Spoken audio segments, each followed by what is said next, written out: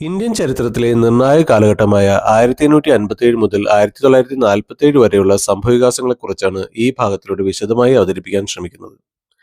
Indian ചരിത്രത്തെ സംബന്ധിച്ചിടത്തോളം 1857 എന്ന വർഷത്തിന് വളരെയേറെ പ്രാധാന്യമുണ്ടെന്ന് പ്രത്യേകിച്ച് പറയേണ്ട കാര്യമില്ലല്ലോ. 1857 ഒന്നാം സ്വാതന്ത്ര്യ സമരം അതുവരെയും ഇന്ത്യയെ കീഴടക്കിയ ബ്രിട്ടീഷ് ഈസ്റ്റ് ഇന്ത്യ കമ്പനിയുടെ ഇന്ത്യൻ ഭരണത്തിന് തന്നെ അന്ത്യം കുറിക്കുകയാണ്. ഏതായാലും 1857 ഇപ്പുറം 1947 വരെയും ഇന്ത്യൻ ഭൂപ്രദേശത്തിന്റെ ഭരണം ബ്രിട്ടീഷ് രാജ്യത്തിന് കീഴിൽ നേരിട്ട് വരികയാണ് ഉണ്ടായത്. മറ്റൊരർത്ഥത്തിൽ ഈസ്റ്റ് ഇന്ത്യ കമ്പനി ഔപചാരികമായി പിരിച്ചുവിടപ്പെടുകയും അവർ നിയന്ത്രിച്ചിരുന്ന പ്രദേശങ്ങളും അവർക്ക് കീഴിൽ നിന്നിരുന്ന നാട്ടുരാജ്യങ്ങളുമൊക്കെ തന്നെയും ഇംഗ്ലീഷ് ഭരണ മേധാവിയുടെ അഥവാ ബ്രിട്ടീഷ് ക്രൗണിന്റെ നേരിട്ടുള്ള ചുമതലയിലായി. 1857 മുതൽ 1947 വരെയുള്ള ഈ കാലഘട്ടമാണ് യഥാർത്ഥത്തിൽ ബ്രിട്ടീഷ് രാജ് എന്ന വിശേഷണത്തിൽ വരുന്നത്. 1800-കൾ വരെയും ഈസ്റ്റ് ഇന്ത്യ കമ്പനി വളരെയധികം യുദ്ധങ്ങൾ ഇന്ത്യൻ മണ്ണിൽ നടത്തുകയും അതിലൂടെ അവരുടെ സാമ്രാജ്യത്വ വികസനം നിർമ്മിച്ച് അവരുടെ നിയന്ത്രണത്തിലൂടെയുള്ള ടെറിട്ടോറിയൽ എക്സ്പാൻഷൻ കൊണ്ടുവരികയാണ് ഇവിടെ ചെയ്തത്.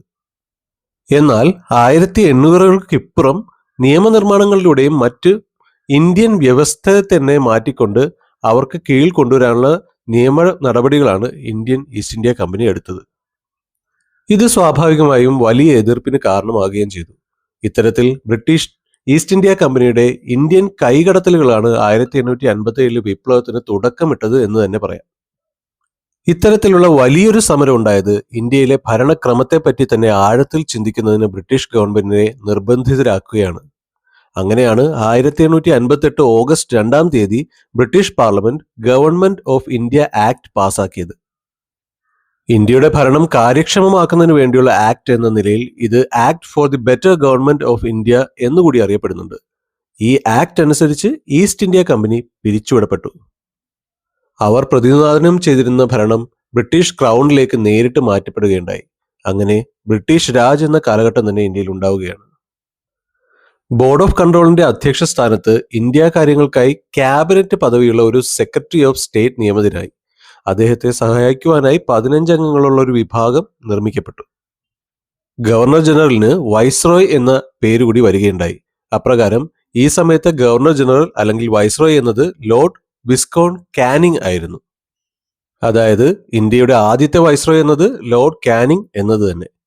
ഏതായാലും 1858 ഗവൺമെന്റ് ഓഫ് ഇന്ത്യ ആക്ട് എന്നത് കലാപത്തിൽ നിന്നിരുന്ന ഇന്ത്യൻ ജനതയെ തണുപ്പിക്കാനുള്ള ഒരു തന്ത്രം കൂടിയായി കാണാവുന്നതാണ്. നിങ്ങളുടെ പ്രശ്നങ്ങൾ ഇനി ക്വീൻ വിക്ടോറിയ നേരിട്ട് കേൾക്കും എന്ന പ്രതീതി ബ്രിട്ടീഷുകാർ ഇവിടെ സൃഷ്ടിക്കാൻ ശ്രമിക്കുകയാണ്. ദത്താപഹാര നിയമം നിർത്തലാക്കിയും ബാക്കിയുണ്ടായിരുന്ന ഇന്ത്യൻ രാജാക്കന്മാർക്ക് ബ്രിട്ടീഷ് ഭരണത്തെ അംഗീകരിച്ചാൽ സ്വതന്ത്രമായി തന്നെ തുടരാമെന്നും സിവിൽ സർവീസിലേക്ക് ഇന്ത്യക്കാരെ എടുക്കും തുടങ്ങി പല നടപടികളും ഇന്ത്യൻ ജനതയെ തണുപ്പിക്കുന്നതിന്റെ ഭാഗമായി അവർ കൊണ്ടുവന്നു. ഇത്തരത്തിലുള്ള വലിയ മാറ്റങ്ങൾ 1858 നവംബർ 1-ാം തീയതി വിക്ടോറിയ രാജ്ഞി പുറപ്പെടുവിച്ച വിളംബരം എന്ന നിലയിൽ ഇന്ത്യയിൽ അവതരിക്കപ്പെട്ടത്. വിക്ടോറിയ രാജ്ഞി ഇന്ത്യക്കാരെ സൗഹൃദപരമായി ഒരു സമീപനമാണ് സ്വീകരിക്കുന്നത് എന്ന നിലയിൽ ഇന്ത്യൻ ജനങ്ങളിലേക്ക് കടന്നു ചെന്നു. പക്ഷേ ഇതിനപ്പുറം ബ്രിട്ടീഷുകാർ വലിയ മാറ്റങ്ങൾക്ക് തുടക്കം കുറിക്കുകയാണ്. അഥവാ ബ്രിട്ടീഷിന്റെ പ്രശസ്തമായ ഡിവൈഡ് ആൻഡ് റൂൾ ഇവിടെ നിന്ന് തന്നെ ആരംഭിക്കുകയും ചെയ്തു. മറ്റൊരർത്ഥത്തിൽ ഇന്ത്യക്കാർ എല്ലാവരും ഒന്നിച്ചാൽ അതിനെ തടയുക ബുദ്ധിമുട്ടാണെന്ന് മനസ്സിലാക്കിയ ബ്രിട്ടീഷുകാരും അതുകൊണ്ട് തന്നെ വിഭജിച്ച് ഭരിക്കുക എന്ന തത്വം ഇവിടെ ഉണ്ടാക്കുകയാണ്. അപകടമാവുന്ന സൈനിക മേഖലയിലാണ് ബ്രിട്ടീഷ് ആദ്യം തന്നെ ഇതിൽ ശ്രദ്ധ ചെലുത്തിയത്. സൈന്യത്തിൽ ഇന്ത്യക്കാരും ബ്രിട്ടീഷുകാരും തമ്മിലുള്ള അനുപാതം 2-1 എന്ന നിലയിൽ മാറ്റുകയുണ്ടായി. തന്ത്രപ്രധാനമായ മേഖലകളിൽ ഇംഗ്ലീഷുകാരെ കൂടുതലായി നിയമിക്കുകയും ചെയ്തു. വിഭജിക്കുന്ന തന്ത്രത്തിന്റെ ഭാഗമായി ജാതിമത പ്രാദേശിക ഘടകങ്ങളെ അടിസ്ഥാനപ്പെടുത്തിക്കൊണ്ട് സൈനിക വിഭാഗങ്ങളെ നിർമ്മിക്കുവാൻ ആരംഭിച്ചു. 1857 കലാപകാലത്ത് ബ്രിട്ടീഷുകാരെ സഹായിച്ച വിഭാഗങ്ങൾക്ക് സൈനിക മേഖലയിൽ പ്രത്യേക പരിഗണന നൽകുകയും കലാപത്തിൽ പങ്കെടുക്കാത്ത വിഭാഗങ്ങളെ കടുത്ത വിവേചനത്തിന് ഇരയാക്കുകയും ചെയ്തു. ഇത്തരത്തിൽ ദേശീയ വികാരം എന്നൊരു സംഭവത്തെ പൂർണ്ണമായും ഇല്ലാതാക്കുവാനും സൈനികരെ തന്നെ വേർതിരിക്കുവാനുമുള്ള ബോധപൂർവമായ ബ്രിട്ടീഷിന്റെ ഒരു തന്ത്രം തന്നെയായിരുന്നു ഈ കാലത്തെടുത്ത നടപടികൾ. ഇത്തരത്തിൽ പുറത്ത് ഇന്ത്യയിലെ ജനങ്ങൾക്കായി പുതിയ നിയമങ്ങൾ കൊണ്ടുവരുന്നു എന്ന പ്രതീതി ഉണ്ടാക്കിയെങ്കിൽ പോലും പുറകിൽ വിഭജിച്ച് ഭരിക്കുക എന്ന നെറികെട്ട തന്ത്രത്തിലേക്ക് തന്നെ ബ്രിട്ടീഷ് കടന്നു ചെന്നിരുന്നു. 1857 വിപ്ലവത്തിനപ്പുറം ഇന്ത്യൻ ഭരണാധികാരികളെയും നാടുവാഴികളെയും ഒക്കെ പ്രീണിപ്പിക്കുന്നതിന്റെ ഭാഗമായി ബ്രിട്ടീഷ് പിന്തിരിപ്പൻ നയങ്ങൾക്ക് മുന്നിൽ കണ്ണടച്ചു. അങ്ങനെ സാധാരണക്കാർ ഇതിനിപ്പുറം വലിയ തോതിൽ തന്നെ ദുരിതം അനുഭവിക്കാനും ആരംഭിച്ചു. ഇത്തരത്തിലുള്ള ഒരു നടപടി ആ കാലത്തെ രാഷ്ട്രീയ സാമൂഹിക രംഗങ്ങളിലും വലിയ മാറ്റങ്ങൾക്ക് കാരണമായ ഒരു തുടക്കത്തിന് വഴിയൊരുക്കുകയാണ് ചെയ്തത്. മറ്റൊന്ന്, ഇത്തരത്തിലുള്ള സംഭവവികാസങ്ങളും കലാപങ്ങളും ഒക്കെ പിൽക്കാലത്തെ ഇന്ത്യൻ ദേശീയ നയത്തെ തന്നെ ഉണർത്തുന്നതിന് കാരണമായി മാറി എന്ന് തന്നെ പറയാം. ഏതായാലും പിൽക്കാലത്തുണ്ടായ ഇന്ത്യൻ സ്വാതന്ത്ര്യ സമരത്തിന് ആകെ തന്നെ കരുത്ത് പകർന്നതിനും പഴയകാല ചരിത്ര സംഭവങ്ങൾ നിർണായക ഘടകമായി മാറുകയുണ്ടായി. ഏതായാലും 1858 മുതൽ 1900 വരെയുള്ള കാലഘട്ടം ഇന്ത്യയിൽ വലിയ മാറ്റങ്ങൾക്ക് തുടക്കം കുറിക്കുകയുണ്ടായി. 1857 വിപ്ലവത്തിനിപ്പുറം ഈസ്റ്റ് ഇന്ത്യ കമ്പനി പിരിച്ചുവിടപ്പെടുകയും ഇന്ത്യൻ ഭരണം ബ്രിട്ടീഷ് ക്രൗൺ നേരിട്ട് ഏറ്റെടുക്കുകയും ചെയ്തു എന്ന് പറഞ്ഞുവല്ലോ. ആ സമയത്ത് ഗവർണർ ജനറൽ ആയിരുന്ന ലോർഡ് കാനിങ് അങ്ങനെ ഇന്ത്യയുടെ ആദ്യത്തെ വൈസ്രോയി ആയി മാറുകയുണ്ടായി. മറ്റൊരർത്ഥത്തിൽ ഈസ്റ്റ് ഇന്ത്യ കമ്പനി ഭരണത്തിൽ നിന്നും നേരിട്ടുള്ള ബ്രിട്ടീഷ് ഭരണത്തിലേക്ക് മാറ്റത്തിന് നേതൃത്വം കൊടുക്കുന്നത് ലോർഡ് കാനിങ് ആയിരുന്നു എന്നത് തന്നെ. ഇത്തരത്തിൽ ആടിയുലഞ്ഞു നിന്നിരുന്ന ഇന്ത്യൻ ഭരണത്തെ സ്റ്റെബിലൈസ് ചെയ്യുന്നതിനും ഇന്ത്യൻ ജനതയുടെ വിശ്വാസം നേടിയെടുക്കുന്നതിനുമായുള്ള ഈ കാലത്ത് പല പുതിയ നിയമങ്ങളും ബ്രിട്ടൻ ഇന്ത്യയിൽ കൊണ്ടുവരികയുണ്ടായി. അതിനെല്ലാം ചുക്കാൻ പിടിച്ചത് ലോർഡ് കാനിങ്ങുമായിരുന്നു. വൈസ്രോയി ആവുന്നതിന് മുന്നേ തന്നെ ഗവർണർ ജനറൽ എന്ന നിലയിൽ 1857 മദ്രാസ്, ബോംബെ, കൊൽക്കത്ത എന്നിവിടങ്ങളിൽ സർവകലാശാലകൾ സ്ഥാപിച്ചുകൊണ്ട് ഇന്ത്യക്കും ഇന്ത്യൻ ജനതകളുടെയും പുരോഗതിക്കായുള്ള നയങ്ങളാണ് താൻ പിന്തുടരുന്നതെന്ന് കാനിങ് പ്രഭു പറഞ്ഞു വയ്ക്കുകയുണ്ടായി. ഇതേ രീതിയിലുള്ള സമീപനം തന്നെയാണ് 1847 ഇപ്പുറവും ലോർഡ് കാനിങ് ഇവിടെ സ്വീകരിച്ചത്. എന്നാൽ ബ്രിട്ടീഷ് ഭരണത്തെ രാഷ്ട്രീയപരമായും സൈനികപരമായും ഒക്കെ സ്റ്റെബിലൈസ് ചെയ്യുന്നതിന് ആവശ്യമായ നടപടികളും കാനിങ് പ്രഭുവിന് ഇവിടെ സ്വീകരിക്കേണ്ടി വന്നു. കാനിങ് പ്രഭുവിന് നേരിടാനുണ്ടായിരുന്ന അല്ലെങ്കിൽ ഇന്ത്യൻ ഭരണത്തെ സ്റ്റെബിലൈസ് ചെയ്യുന്നതിന്റെ ആദ്യത്തെ ഇടം എന്നത് സാമ്പത്തിക മേഖല തന്നെയായിരുന്നു. കാരണം 1857 വിപ്ലവത്തെ അടിച്ചമർത്തുന്നതിനായി ബ്രിട്ടീഷിന് വലിയൊരു തുക ഇവിടെ ചെലവാവുകയും അതിന് പ്രകാരം ബജറ്റ് കമ്മി നേരിടേണ്ടി വരികയും ചെയ്തിരുന്നു. അതുകൊണ്ട് തന്നെ സാമ്പത്തിക മേഖലയിൽ പല വലിയ നടപടികളും ബ്രിട്ടീഷ് എടുക്കുകയുണ്ടായി. ഇന്ത്യൻ സൈനികരുടെ എണ്ണം കുറഞ്ഞതും ആദായ നികുതി ഉണ്ടായതും ഒക്കെ ഇതിന്റെ ബാക്കിപത്രങ്ങൾ കൂടിയാണ്. ഒപ്പം തന്നെ കാനിങ്ങിന്റെ കാലഘട്ടത്തിലാണ് ഇന്ത്യയിൽ പല മേഖലകളിലായി തേയിലത്തോട്ടങ്ങളും കാപ്പിത്തോട്ടങ്ങളും ഒക്കെ വ്യാപകമാവുന്നത്. 1860കളോടെ ഗവൺമെന്റ് ഓഫ് ഇന്ത്യ ആക്ട് പോലെ തന്നെ പുതിയ പല നിയമങ്ങളും ഇന്ത്യയിൽ വരികയുണ്ടായി. ഇന്ത്യൻ ജനതയ്ക്ക് മുന്നിൽ ഇന്ത്യയെ വികസിപ്പിക്കാനുള്ള നയങ്ങളാണ് ബ്രിട്ടീഷുകാർ കൊണ്ടുവരുന്നതെന്നും അതിനായി ഇന്ത്യൻ പിന്തുണ ആവശ്യമാണെന്നുമുള്ള മിഥ്യാധാരണ ഇവിടെ ബ്രിട്ടീഷുകാർ അങ്ങനെ സൃഷ്ടിക്കുകയാണ്. അതിൽ പ്രധാനപ്പെട്ട ഒരു നിയമമായിരുന്നു ഇന്ത്യൻ കൗൺസിൽ ഓഫ് ആക്ട് 1861 എന്നത്. 1861 ഓഗസ്റ്റ് 1 ഇതുണ്ടാകുന്നത്. ഇതിനു മുൻപ് കേന്ദ്രം എന്നത് ബംഗാൾ ആയിരുന്നല്ലോ. ആ കാലത്ത് നിയമനിർമ്മാണ സഭ എന്നത് ഗവർണർ ജനറൽ എക്സിക്യൂട്ടീവ് കൗൺസിൽ എന്ന നിലയിലൊക്കെ ആയിരുന്നു. ഏതായാലും 1861 ഇന്ത്യൻ കൗൺസിൽ ആക്ടോടെ കൗൺസിൽ ഇമ്പീരിയൽ ലെജിസ്ലേറ്റീവ് കൗൺസിൽ അല്ലെങ്കിൽ ഇന്ത്യൻ ലെജിസ്ലേറ്റീവ് കൗൺസിൽ എന്നറിയപ്പെടാൻ തുടങ്ങി. ഇന്ത്യൻ കൗൺസിൽ ആക്ട് എന്നത് ഇന്ത്യൻ ജനതയെയും ബ്രിട്ടീഷ് ഗൗരവത്തോടെ കാണുന്നു എന്ന് കാണിക്കാൻ കൂടി വേണ്ടിയുള്ള ഒരു തന്ത്രമായിട്ട് കൂടി കാണാവുന്നതാണ്. ഇന്ത്യൻ കൗൺസിൽ ആക്ട് അനുസരിച്ച് വൈസ്രോയ്ക്ക് 6 മുതൽ 12 വരെ അംഗങ്ങളെ നോമിനേറ്റ് ചെയ്യാവുന്ന വ്യവസ്ഥ വന്നു. ഈ വിഭാഗത്തിൽ ഇന്ത്യക്കാരും ഉൾപ്പെട്ടു. നോൺ ഒഫീഷ്യൽ മെമ്പേഴ്സ് എന്ന നിലയിലാണെങ്കിൽ പോലും ഇന്ത്യക്കാരുടെ അഭിപ്രായവും സഭ മാനിക്കുന്നു എന്ന നയം രൂപീകരിക്കുന്നതിനാണ് ഈ വ്യവസ്ഥ ബ്രിട്ടീഷുകാർ ഉപയോഗിച്ചത്. അങ്ങനെ ഇന്ത്യൻ ലെജിസ്ലേറ്റീവ് കൗൺസിലിലേക്ക് ആദ്യമായി ലോർഡ് കാനിങ് നോമിനേറ്റ് ചെയ്തത് 3 ഇന്ത്യക്കാരെയായിരുന്നു. 1862 ഇതുണ്ടായത്. രാജാ ഓഫ് ബനാറസ്, പട്യാലയുടെ മഹാരാജാവ് ദിൻകർ റാവു എന്നിവരായിരുന്നു അത്. സ്വാഭാവികമായും ബ്രിട്ടീഷിനോട് അനുകൂല നിലപാടുണ്ടായിരുന്നവർ ആയിരുന്നു ഇവരൊക്കെ. ഏതായാലും തുടർന്ന് കേന്ദ്രത്തിൽ ഉണ്ടായിരുന്ന നിർമ്മാണ സഭയ്ക്ക് പുറമെ മറ്റ് സംസ്ഥാനങ്ങളിലും ഇത്തരം കൗൺസിലുകൾ രൂപം കൊള്ളുകയുണ്ടായി. 1859 സിവിൽ പ്രൊസീജിയർ കോഡും 1860 പുതിയ ക്രിമിനൽ ശിക്ഷാ നിയമവും അഥവാ ഇന്ത്യൻ പീനൽ കോഡ് നടപ്പാക്കുകയുണ്ടായി. ഇന്ത്യൻ പീനൽ കോഡ് പക്ഷേ അന്നത്തെ നാട്ടുരാജ്യങ്ങളിൽ ബാധകമായിരുന്നില്ല. കാരണം ആ കാലത്ത് നാട്ടുരാജ്യങ്ങൾക്കായി അവർ തന്നെ നിർമ്മിച്ചിട്ടുള്ള നിയമം ഉണ്ടായിരുന്നല്ലോ. ബ്രിട്ടീഷിന് കീഴിലുള്ള പ്രദേശങ്ങളിൽ ഇന്ത്യൻ പീനൽ കോഡ് അങ്ങനെ നടപ്പിലാവുകയാണ് ഉണ്ടായത്. 1861 തന്നെ പോലീസ് ഭരണത്തിൽ വലിയ മാറ്റങ്ങൾ വരുത്തിക്കൊണ്ട് ഇന്ത്യൻ പോലീസ് ആക്ടും കൊണ്ടുവന്നു. അപ്രകാരം പോലീസ് സേനയെ സംഘടനാപരമായ ഒരു ചട്ടക്കൂടിനുള്ളിലാക്കുകയും ഉണ്ടായി. ഒപ്പം നീതിന്യായ മേഖലയിൽ 1861 തന്നെ ഇന്ത്യൻ ഹൈക്കോർട്ട് ആക്ട് പ്രകാരം ഓരോ സംസ്ഥാനത്തും ഓരോ ഹൈക്കോടതിയും സ്ഥാപിക്കപ്പെട്ടു. ലോർഡ് കാനിങ്ങിന്റെ കാലത്തുണ്ടായ മറ്റൊരു പ്രധാന ഭാഗമാണ് ആർക്കിയോളജിക്കൽ സർവേ ഓഫ് ഇന്ത്യ എന്നത്. ഇതുണ്ടാവുന്നതും 1861 തന്നെയാണ്. ആർക്കിയോളജിക്കൽ സർവേ ഓഫ് ഇന്ത്യ രൂപീകരിക്കപ്പെട്ടത് അലക്സാണ്ടർ കണ്ണിങ്ഹാമിന്റെ നേതൃത്വത്തിലായിരുന്നു. അദ്ദേഹം തന്നെയായിരുന്നു അതിന്റെ ആദ്യത്തെ ഡയറക്ടർ ജനറൽ. 1857 ഇപ്പുറം സൈനികരുടെ ഇടയിൽ വിഭജനം കൊണ്ടുവന്നും ഹിന്ദുക്കളെ ജാതീയമായി നിലനിർത്തിയും അതിൽ തന്നെ ചിലർക്ക് മാത്രം പരിഗണന നൽകിയും വിഭജനം തുടങ്ങിവെച്ച ബ്രിട്ടീഷ് 1870കൾക്കപ്പുറം മുസ്ലിങ്ങൾക്ക് പരിഗണന നൽകി തുടങ്ങുന്ന അവസ്ഥയും കൊണ്ടുവന്നു. ഇത്തരത്തിൽ ഇന്ത്യയെ ചൂഷണം ചെയ്യുന്നതിനായി ഉള്ള പ്രശ്നങ്ങളെ കൂടുതൽ ആഴത്തിലാക്കിച്ചും പുതിയ പ്രശ്നങ്ങൾ സൃഷ്ടിച്ചും ഇങ്ങനെ ഒരുമിക്കാൻ അനുവദിക്കാതെ വിഭജന സിദ്ധാന്തത്തിലേക്ക് തന്നെ നിലനിർത്തിയും ബ്രിട്ടീഷ് ഇന്ത്യയിലേക്ക് കൊള്ള തുടർന്നുകൊണ്ടേയിരുന്നു. സ്വാഭാവികമായും ബ്രിട്ടീഷിന്റെ തന്ത്രങ്ങളുടെയും ലക്ഷ്യങ്ങളുടെയും യഥാർത്ഥ ഉദ്ദേശം മനസ്സിലാക്കുന്ന ഒരു വിഭാഗവും ഇവിടെ ഉണ്ടാകുമല്ലോ. ബ്രിട്ടീഷിന്റെ കൊള്ളരുതായ്മകളെ ചോദ്യം ചെയ്തുകൊണ്ട് ജനങ്ങൾ സംഘടനകളായി മാറുന്ന കാഴ്ചയൊക്കെയാണ് പിന്നെ കണ്ടത്. അതായത് ബ്രിട്ടീഷ് ഭരണത്തിന് കീഴിൽ ഇന്ത്യൻ ജനങ്ങൾക്ക് കിട്ടേണ്ട മിനിമം അവകാശങ്ങളെ നേടിയെടുക്കുന്നതിനായി സംഘടിക്കുകയാണ് ജനങ്ങൾ.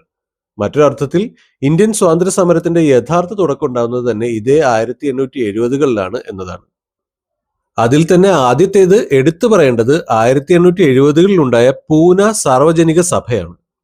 ഇതുപോലെ തന്നെ തുടർന്ന് 1885 Indian national association, 1884 Madras മഹാജനസഭ, 1885 Bombay presidency association എന്നിവയൊക്കെ രൂപം കൊണ്ടു. ഇന്ത്യക്കാരുടെ ശബ്ദങ്ങൾക്ക് ശക്തി പകരാനും ബ്രിട്ടീഷിൽ നിന്ന് കൂടുതൽ അവസരങ്ങളുമൊക്കെ നേടിയെടുക്കുന്നതിനുമൊക്കെയായി ഇവ മുന്നിൽ നിന്നു. ഇതേ സമയം തന്നെ പിന്നീട് ചരിത്രമായി മാറിയ ഇന്ത്യൻ സ്വാതന്ത്ര്യ സമരത്തിൽ നിർണായകമായ ദ ഇന്ത്യൻ നാഷണൽ കോൺഗ്രസ് രൂപീകരിക്കുന്നതിനും തുടക്കമിട്ടു. 1885 ഡിസംബർ 28-നായിരുന്നു ഇത്. 1870കളിൽ തെറ്റുകളെ എതിർക്കുന്നതിനും സാമൂഹികമായ പുരോഗതിക്കുമൊക്കെ ലക്ഷ്യമിട്ടുകൊണ്ട് പല പ്രദേശങ്ങളിലായി ഒട്ടേറെ സംഘടനകൾ രൂപം കൊള്ളുകയാണ്. ഇവ പിന്നീട് ദേശീയ തലത്തിലേക്ക് ഉയരുകയും അത് രാഷ്ട്രീയ മേഖലകളിലേക്ക് എത്തുകയും ചെയ്തു എന്നതാണ് ചരിത്രം. ഇതിന് പല കാരണങ്ങളുമുണ്ട്. ആദ്യകാലങ്ങളിലൊക്കെ ഇന്ത്യൻ ദേശീയത എന്നത് രാഷ്ട്രീയപരമായ സ്വഭാവത്തെക്കാൾ മതപരവും സാമൂഹികമായ ഘടകങ്ങളൊക്കെ ചേർന്നിട്ടുള്ളതായിരുന്നു. എന്നാൽ ബ്രഹ്മസമാജം, ആര്യസമാജം ഇത്തരത്തിലുള്ള പല പ്രസ്ഥാനങ്ങളും ജനങ്ങളിൽ ദേശാഭിമാനം വളർത്തുന്നതിന് ഒരു വലിയ ഘടകമായി മാറി.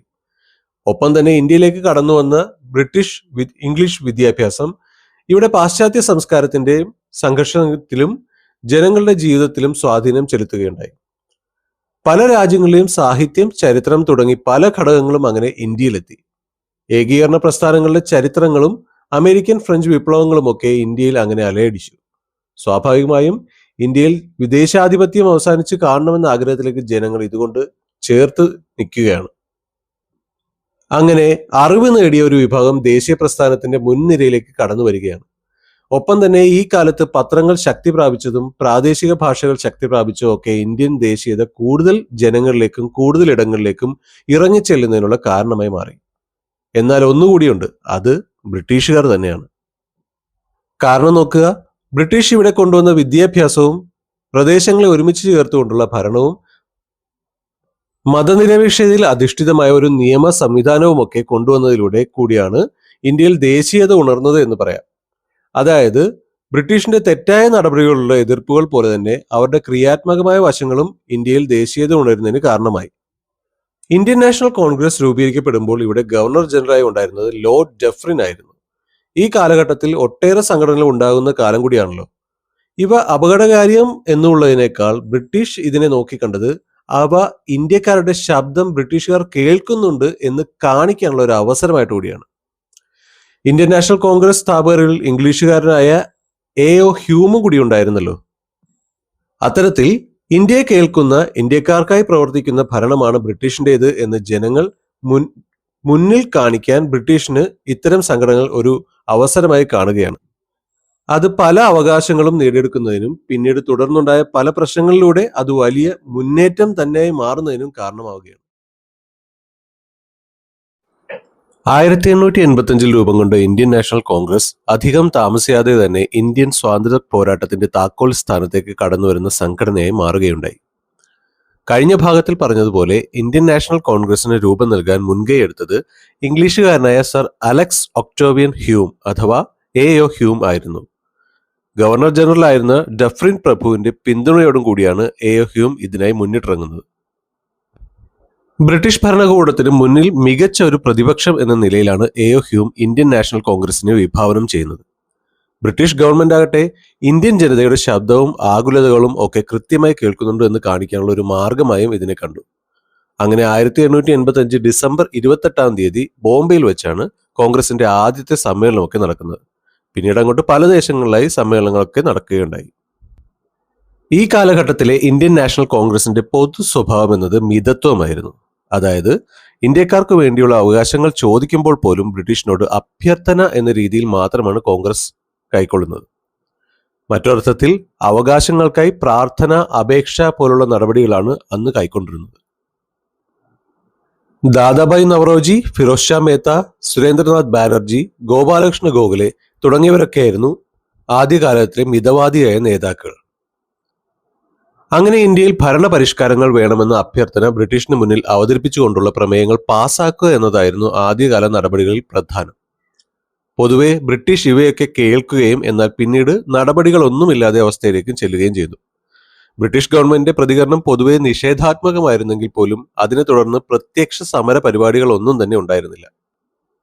എങ്കിലും ഇന്ത്യൻ നാഷണൽ കോൺഗ്രസിന്റെ ഈ മിതവാദി കാലഘട്ടത്തിന്റെ ശ്രമങ്ങൾക്ക് നേടിയെടുക്കാൻ സാധിച്ച ഒന്നാണ് 1892 ഇന്ത്യൻ കൗൺസിൽ ആക്ട്. അങ്ങനെ ലെജിസ്ലേറ്റീവ് കൗൺസിലേക്ക് അംഗബലം വർദ്ധിക്കുന്നതിന് ഇത് കാരണമായി മാറി. മുൻപ് 1861 ഇന്ത്യൻ കൗൺസിൽ ആക്ടിനെ പറ്റി പറഞ്ഞല്ലോ. ഈ ആക്ട് അനുസരിച്ച് വൈസ്രോയ്ക്ക് ചുരുങ്ങിയത് 6 പരമാവധി 12 പേരെ ലെജിസ്ലേറ്റീവ് കൗൺസിലിലേക്ക് നാമനിർദ്ദേശം ചെയ്യാൻ പറ്റും. എന്നാൽ 1892 പുതുക്കിയ ആക്ട് അനുസരിച്ച് ഇത് ചുരുങ്ങിയത് 10 പരമാവധി 16 ഉയർത്തപ്പെട്ടു. പൊതുവെ ഉപരിവർഗത്തിൽപ്പെട്ട നേതാക്കൾ പ്രതിനിധീകരിച്ചിരുന്ന കോൺഗ്രസ് എന്നത് അത്രയ്ക്ക് ജനകീയമൊന്നും ആയിരുന്നില്ല. അങ്ങനെ രൂപം കൊണ്ട് ഏതാനും വർഷങ്ങൾക്കുള്ളിൽ തന്നെ കോൺഗ്രസിൽ ഒരു വലിയ മാറ്റത്തിന് തുടക്കം കുറിക്കുകയാണ്. സംഘടനാ തലത്തിൽ തന്നെ 2 വിഭാഗമായി കോൺഗ്രസ് മാറുന്നതിന് ഈ കാലഘട്ടം സാക്ഷ്യം വഹിച്ചു. ഇത്തരത്തിൽ സംഘടനാ തലത്തിൽ ഉയർന്നു വന്ന തീവ്ര സ്വഭാവമുള്ള വിഭാഗത്തിന്റെ സമ്മർദ്ദങ്ങൾക്ക് മുന്നിൽ സമരപരിപാടികൾ ആരംഭിക്കുന്നതിനും പ്രത്യക്ഷ സമരങ്ങൾക്ക് തുടക്കമിടുന്നതിനുമൊക്കെ കോൺഗ്രസ് തുടക്കം കൊണ്ടുവരികയാണ്. ഇന്ത്യക്കാരുടെ സ്വയംഭരണം എന്ന ലക്ഷ്യവും സ്വാതന്ത്ര്യത്തിനായുള്ള പോരാട്ടവും ദേശീയതയും ഒക്കെ അങ്ങനെയാണ് ഇന്ത്യൻ മണ്ണിൽ കത്തിക്കയറുന്നത്. അങ്ങനെ 1885 കോൺഗ്രസ് രൂപീകരണത്തിന് ശേഷം 1900 വരെയൊക്കെ മിതവാദികൾ നയിച്ചിരുന്ന കോൺഗ്രസ് പാർട്ടി 1900 ഇപ്പുറം കൂടുതലും തീവ്ര സ്വഭാവമുള്ള ലക്ഷ്യത്തിനായി പോരാടണം, പ്രതിഷേധിക്കണം എന്ന നിലപാടുകളുള്ളവരായി മാറുകയാണ്. ഈ കാലത്ത് കോൺഗ്രസിന്റെ ബ്രിട്ടീഷിനുള്ള അഭ്യർത്ഥനകൾക്കും ശക്തി വർദ്ധിച്ചു. കൂടുതൽ സ്വാതന്ത്ര്യത്തിൽ അധിഷ്ഠിതമായ അവകാശങ്ങൾ തേടുന്ന നിലയിൽ കോൺഗ്രസിന്റെ പോരാട്ടങ്ങൾ മാറുകയാണ്. പ്രത്യക്ഷ സമരപരിപാടികളിലൂടെ അപേക്ഷകൾക്കും നിർദ്ദേശങ്ങൾക്കും പകരം ഈ അവകാശങ്ങൾ നമുക്ക് അനുവദിക്കണമെന്ന ആവശ്യങ്ങൾ അങ്ങനെ ഇന്ത്യൻ ജനങ്ങൾ ബ്രിട്ടീഷിന് മുന്നിൽ നേരിട്ട് വയ്ക്കുകയാണ്. സ്വാഭാവികമായും ഇന്ത്യൻ സംഘടനയ്ക്കുള്ളിൽ നടക്കുന്ന ഇത്തരമൊരു മാറ്റം ബ്രിട്ടീഷ് മനസ്സിലാക്കുകയും ചെയ്തു. ഇന്ത്യയുടെ ആവശ്യങ്ങളെ നിരാകരിക്കുക എന്നതിനൊപ്പം തന്നെ അടിത്തറയുള്ള ഇന്ത്യൻ നാഷണൽ കോൺഗ്രസിലെ തീവ്ര സ്വഭാവ വിഭാഗത്തിന്റെ ഉയർച്ചയെ ഇല്ലാതാക്കുക എന്നതും ബ്രിട്ടീഷിന്റെ ഒരു ലക്ഷ്യമായി മാറി. മിതവാദികളിൽ അധിഷ്ഠിതമായ ഇന്ത്യൻ നാഷണൽ കോൺഗ്രസിന്റെ നേതൃത്വത്തിന് കീഴിൽ അവർക്ക് വലിയ തോതിലുള്ള ജനപിന്തുണയൊന്നും ലഭിച്ചിരുന്നില്ല. ഈ സമയമാണ് കോൺഗ്രസിൽ തീവ്രവാദി വിഭാഗത്തിന്റെ ശക്തി പ്രകടനം ഉണ്ടാകുന്നത്. ഈ വിഭാഗത്തിന് സാധാരണ ജനങ്ങളുടെ പിന്തുണ ലഭിച്ചതുകൊണ്ട് തന്നെ അതുവരെയും പിന്തുടർന്നു പോന്നിരുന്ന സമര നയപരിപാടികളിൽ നിന്നു മാറി പ്രത്യക്ഷ സമര പരിപാടികളിലൂടെയും മറ്റും അവകാശങ്ങൾ നേരിട്ട് നൽകാൻ പറയുന്ന വലിയ ശക്തിയായി ഈ സംഘടന വളരെ പെട്ടെന്ന് മാറുകയുണ്ടായി. കോൺഗ്രസിലെ തീവ്ര വിഭാഗത്തിന്റെ ഉയർച്ചയും അതുകൊണ്ടുവന്ന നയങ്ങളും കൊണ്ടുതന്നെ കോൺഗ്രസ് എന്ന സംഘടന ജനങ്ങൾ പിന്തുണയ്ക്കുന്ന ഒരു വലിയ ശക്തിയായി മാറുകയാണ്. കോൺഗ്രസിൽ ഈ സമയം തീവ്ര വിഭാഗത്തിന്റെ നേതാവായി ഉയർന്നു വന്നവരിൽ ഏറ്റവും പ്രധാനപ്പെട്ട നേതാവായിരുന്നു ബാലഗംഗാധര തിലകൻ. അദ്ദേഹത്തിന്റെ നേതൃത്വത്തിൽ അധിഷ്ഠിതമായ പ്രവർത്തനങ്ങളിലൂടെ കോൺഗ്രസ് എന്ന സംഘടന സാധാരണ ജനങ്ങൾക്കായി നിലകൊള്ളുന്ന ഒരു വിപ്ലവ സംഘടനയായി മാറുകയും ചെയ്തു. തിലകന്റെ നേതൃത്വത്തിന് ശക്തി പകർന്നുകൊണ്ട് തിലകനോടൊപ്പം ചേർന്നു നിന്ന 2 നേതാക്കളായിരുന്നു വിപിൻ ചന്ദ്രപാലും ലാലാ ലജ്പത് റായും. ഈ 3 പേരെയും ചേർത്ത് ലാൽ ബാൽ പാൽ എന്നീ വിശേഷണങ്ങളായിരുന്നു വിളിച്ചുകൊണ്ടിരുന്നത്. ഏതായാലും 1900 കാലമാകുമ്പോഴേക്കും കോൺഗ്രസ് പാർട്ടിയിൽ തീവ്ര നിലപാട് വർദ്ധിക്കുകയും അത് ഇന്ത്യൻ സ്വാതന്ത്ര്യ പോരാട്ടത്തിന് യഥാർത്ഥ തുടക്കത്തിന് കാരണമാവുകയും ചെയ്തു. ലാൽ ബാൽ പാൽ ത്രിമൂർത്തികൾക്കൊപ്പം തന്നെ എടുത്തു പറയേണ്ട മറ്റ് തീവ്ര വിഭാഗ നേതാക്കളായിരുന്നു അരവിന്ദ ഘോഷ്, രാജ് നാരായൺ ബോസ്, അശ്വിനി കുമാർ ദാസ് തുടങ്ങിയവർ. ഈ തീവ്ര വിഭാഗത്തിന്റെ നേതൃത്വത്തിൽ വിദേശ ഭരണത്തിന്റെ പോരായ്മകൾ ജനങ്ങളെ ബോധ്യപ്പെടുത്തുന്നതിനായി വലിയ തോതിലുള്ള കർമ്മ പരിപാടികൾ ഉണ്ടാവുകയും അതിന്റെ ഭാഗമായി ദേശീയ പ്രസ്ഥാനത്തിലേക്ക് സാധാരണ ജനങ്ങൾ ഒഴുകുകയും ചെയ്തു. സ്വാതന്ത്ര്യം എന്റെ ജന്മാവകാശമാണ്, ഞാൻ അത് നേടും എന്ന ബാലഗംഗാധര തിലകന്റെ മുദ്രാവാക്യം നിങ്ങളൊക്കെയും കേട്ടു കാണുമല്ലോ. ഇതിനിടയിൽ 1898 പൂനെയിൽ സബ് കളക്ടറായിരുന്ന റാൻഡ് വധിക്കപ്പെട്ടതിനെ തുടർന്ന് തിലകനെ 18 മാസത്തെ തടവിന് ശിക്ഷിക്കുകയുണ്ടായി. ഇത് ദേശീയ പ്രസ്ഥാനത്തിന് ശക്തി പകരുന്നതിനും തിലകൻ എന്ന നേതാവിന്റെ ഉയർച്ചയ്ക്കും ജനങ്ങളുടെ പോരാട്ട ഐക്യത്തിനുമൊക്കെയാണ് കാരണമായത്. ഇത്തരത്തിലുള്ള ആ മുന്നേറ്റം അപകടകരമാകും എന്നുള്ളത് സ്വാഭാവികമായും ബ്രിട്ടീഷ് ഗവൺമെന്റിന് മനസ്സിലാവുകയും ചെയ്യുമല്ലോ. അതുകൊണ്ട് തന്നെ അവർ അതിനായുള്ള പ്രതികരണ നടപടികൾ എന്തെന്നും ആലോചിച്ചു. ഈ സമയത്ത് കോൺഗ്രസ് പ്രസ്ഥാനത്തിൽ മുസ്ലിം പ്രാതിനിധ്യം കുറവാണെന്ന് കണ്ടെത്തിയ ബ്രിട്ടീഷ് വിഭജിച്ച് ഭരിക്കുക എന്ന തന്ത്രത്തിനെ മുന്നിൽ കണ്ടു. ഈ സമയം ദേശീയ പ്രസ്ഥാനത്തിൽ വിപ്ലവകരമായ നേതാക്കൾ മുഴുവൻ ഉണ്ടായിരുന്നത് അല്ലെങ്കിൽ കൂടുതൽ ഉണ്ടായിരുന്നത് ബംഗാൾ മേഖലയിൽ നിന്നുമാണ്. ബംഗാൾ മേഖലയിലെ തന്നെ ഹിന്ദു വിഭാഗത്തിൽപ്പെട്ടവരായിരുന്നു ആ നേതാക്കൾ. മറ്റൊരർത്ഥത്തിൽ മുസ്ലിം പ്രാതിനിധ്യം കുറവായിരുന്നു എന്നത് തന്നെ. ബംഗാളിന്റെ കിഴക്കൻ മേഖല എന്നത് മുസ്ലിം ഭൂരിപക്ഷ പ്രദേശങ്ങളും പടിഞ്ഞാറ് ഹിന്ദു ഭൂരിപക്ഷ പ്രദേശങ്ങളും നിറഞ്ഞതായിരുന്നു. ഈ പ്രദേശത്തെ ബ്രിട്ടൻ അവരുടെ തന്ത്രങ്ങൾക്കായി ഉപയോഗിക്കുകയാണ്.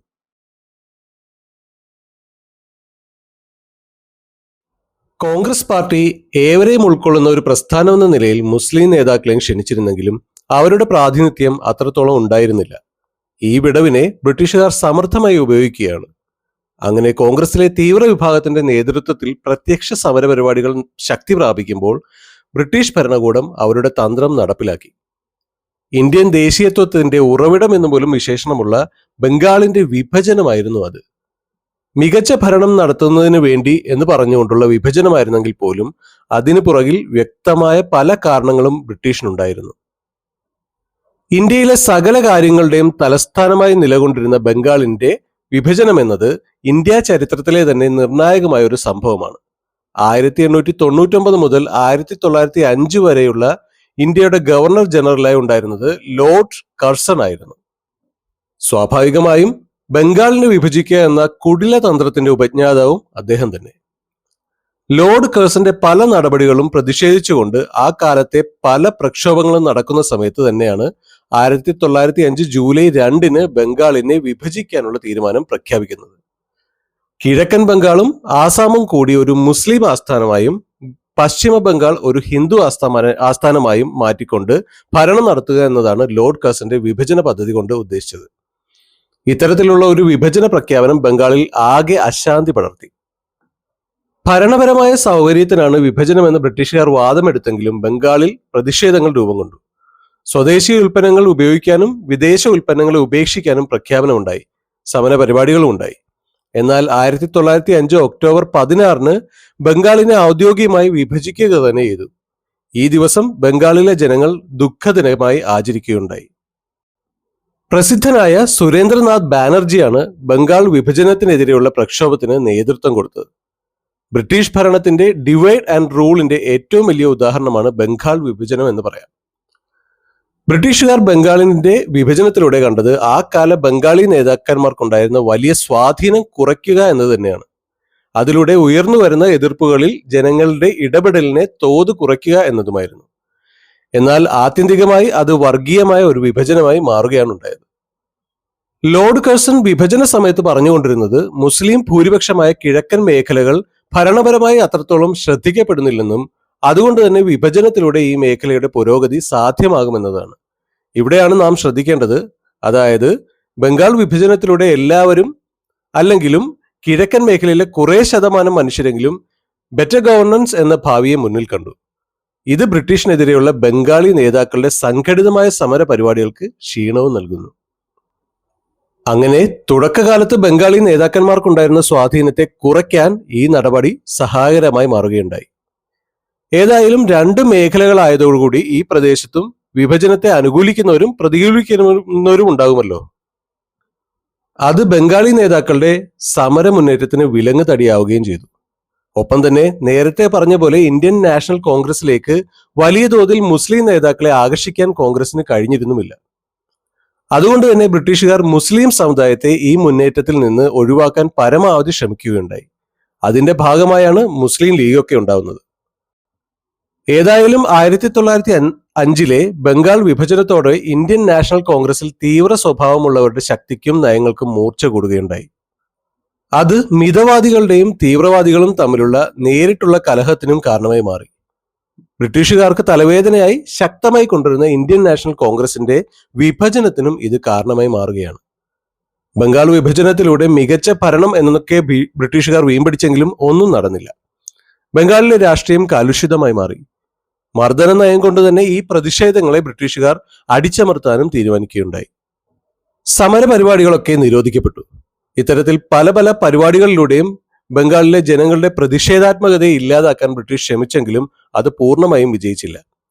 ബംഗാളിലെ ജനകീയ പ്രക്ഷോഭം വൈകാതെ തന്നെ രാജ്യമെങ്ങും വ്യാപിക്കുകയും ചെയ്തു. ഇത്തരത്തിൽ ഒരു അഖിലേന്ത്യാ പ്രക്ഷോഭമായി മാറിയ ഈ പോരാട്ടത്തിന് മുന്നിൽ ഒടുവിൽ ബ്രിട്ടീഷുകാർ കീഴടങ്ങേണ്ടി വന്നു. 1911 ഡിസംബറിൽ ഡൽഹിയിൽ വെച്ച് നടന്ന രാജകീയ ദർബാറിൽ വെച്ച് ബ്രിട്ടീഷ് ചക്രവർത്തിയായിരുന്ന ജോർജ് അഞ്ചാമൻ ബംഗാൾ വിഭജനം റദ്ദാക്കിയതായി പ്രഖ്യാപിക്കുകയുണ്ടായി. 6 കൊല്ലം നീണ്ട സംഘടിതമായ പ്രക്ഷോഭ പരിപാടികളുടെ വിജയം കൂടിയായിരുന്നു അതെന്ന് പറയാം. ഈ പോരാട്ടങ്ങളിൽ ഇന്ത്യൻ ദേശീയ പോരാട്ടത്തിന്റെ ശക്തിയും സ്വാഭാവികമായും വർദ്ധിക്കുകയുണ്ടായി. 1910കപ്പുറം ഇന്ത്യൻ സ്വാതന്ത്ര്യ പോരാട്ടത്തിന് പുതിയൊരു ദിശാബോധമൊക്കെ സൃഷ്ടിക്കപ്പെടുന്നുണ്ട്. ബംഗാൾ വിഭജനവും സ്വദേശി പ്രസ്ഥാനവും ഒക്കെ 1911 ഡൽഹി ദർബാറിലെ പുതിയ തീരുമാനങ്ങളോടെ അവസാനിക്കുകയും ചെയ്തു. അതോടെ കോൺഗ്രസ് പാർട്ടിയിൽ തന്നെ വലിയൊരു മാറ്റങ്ങൾക്ക് തുടക്കം കുറിക്കുകയാണ്.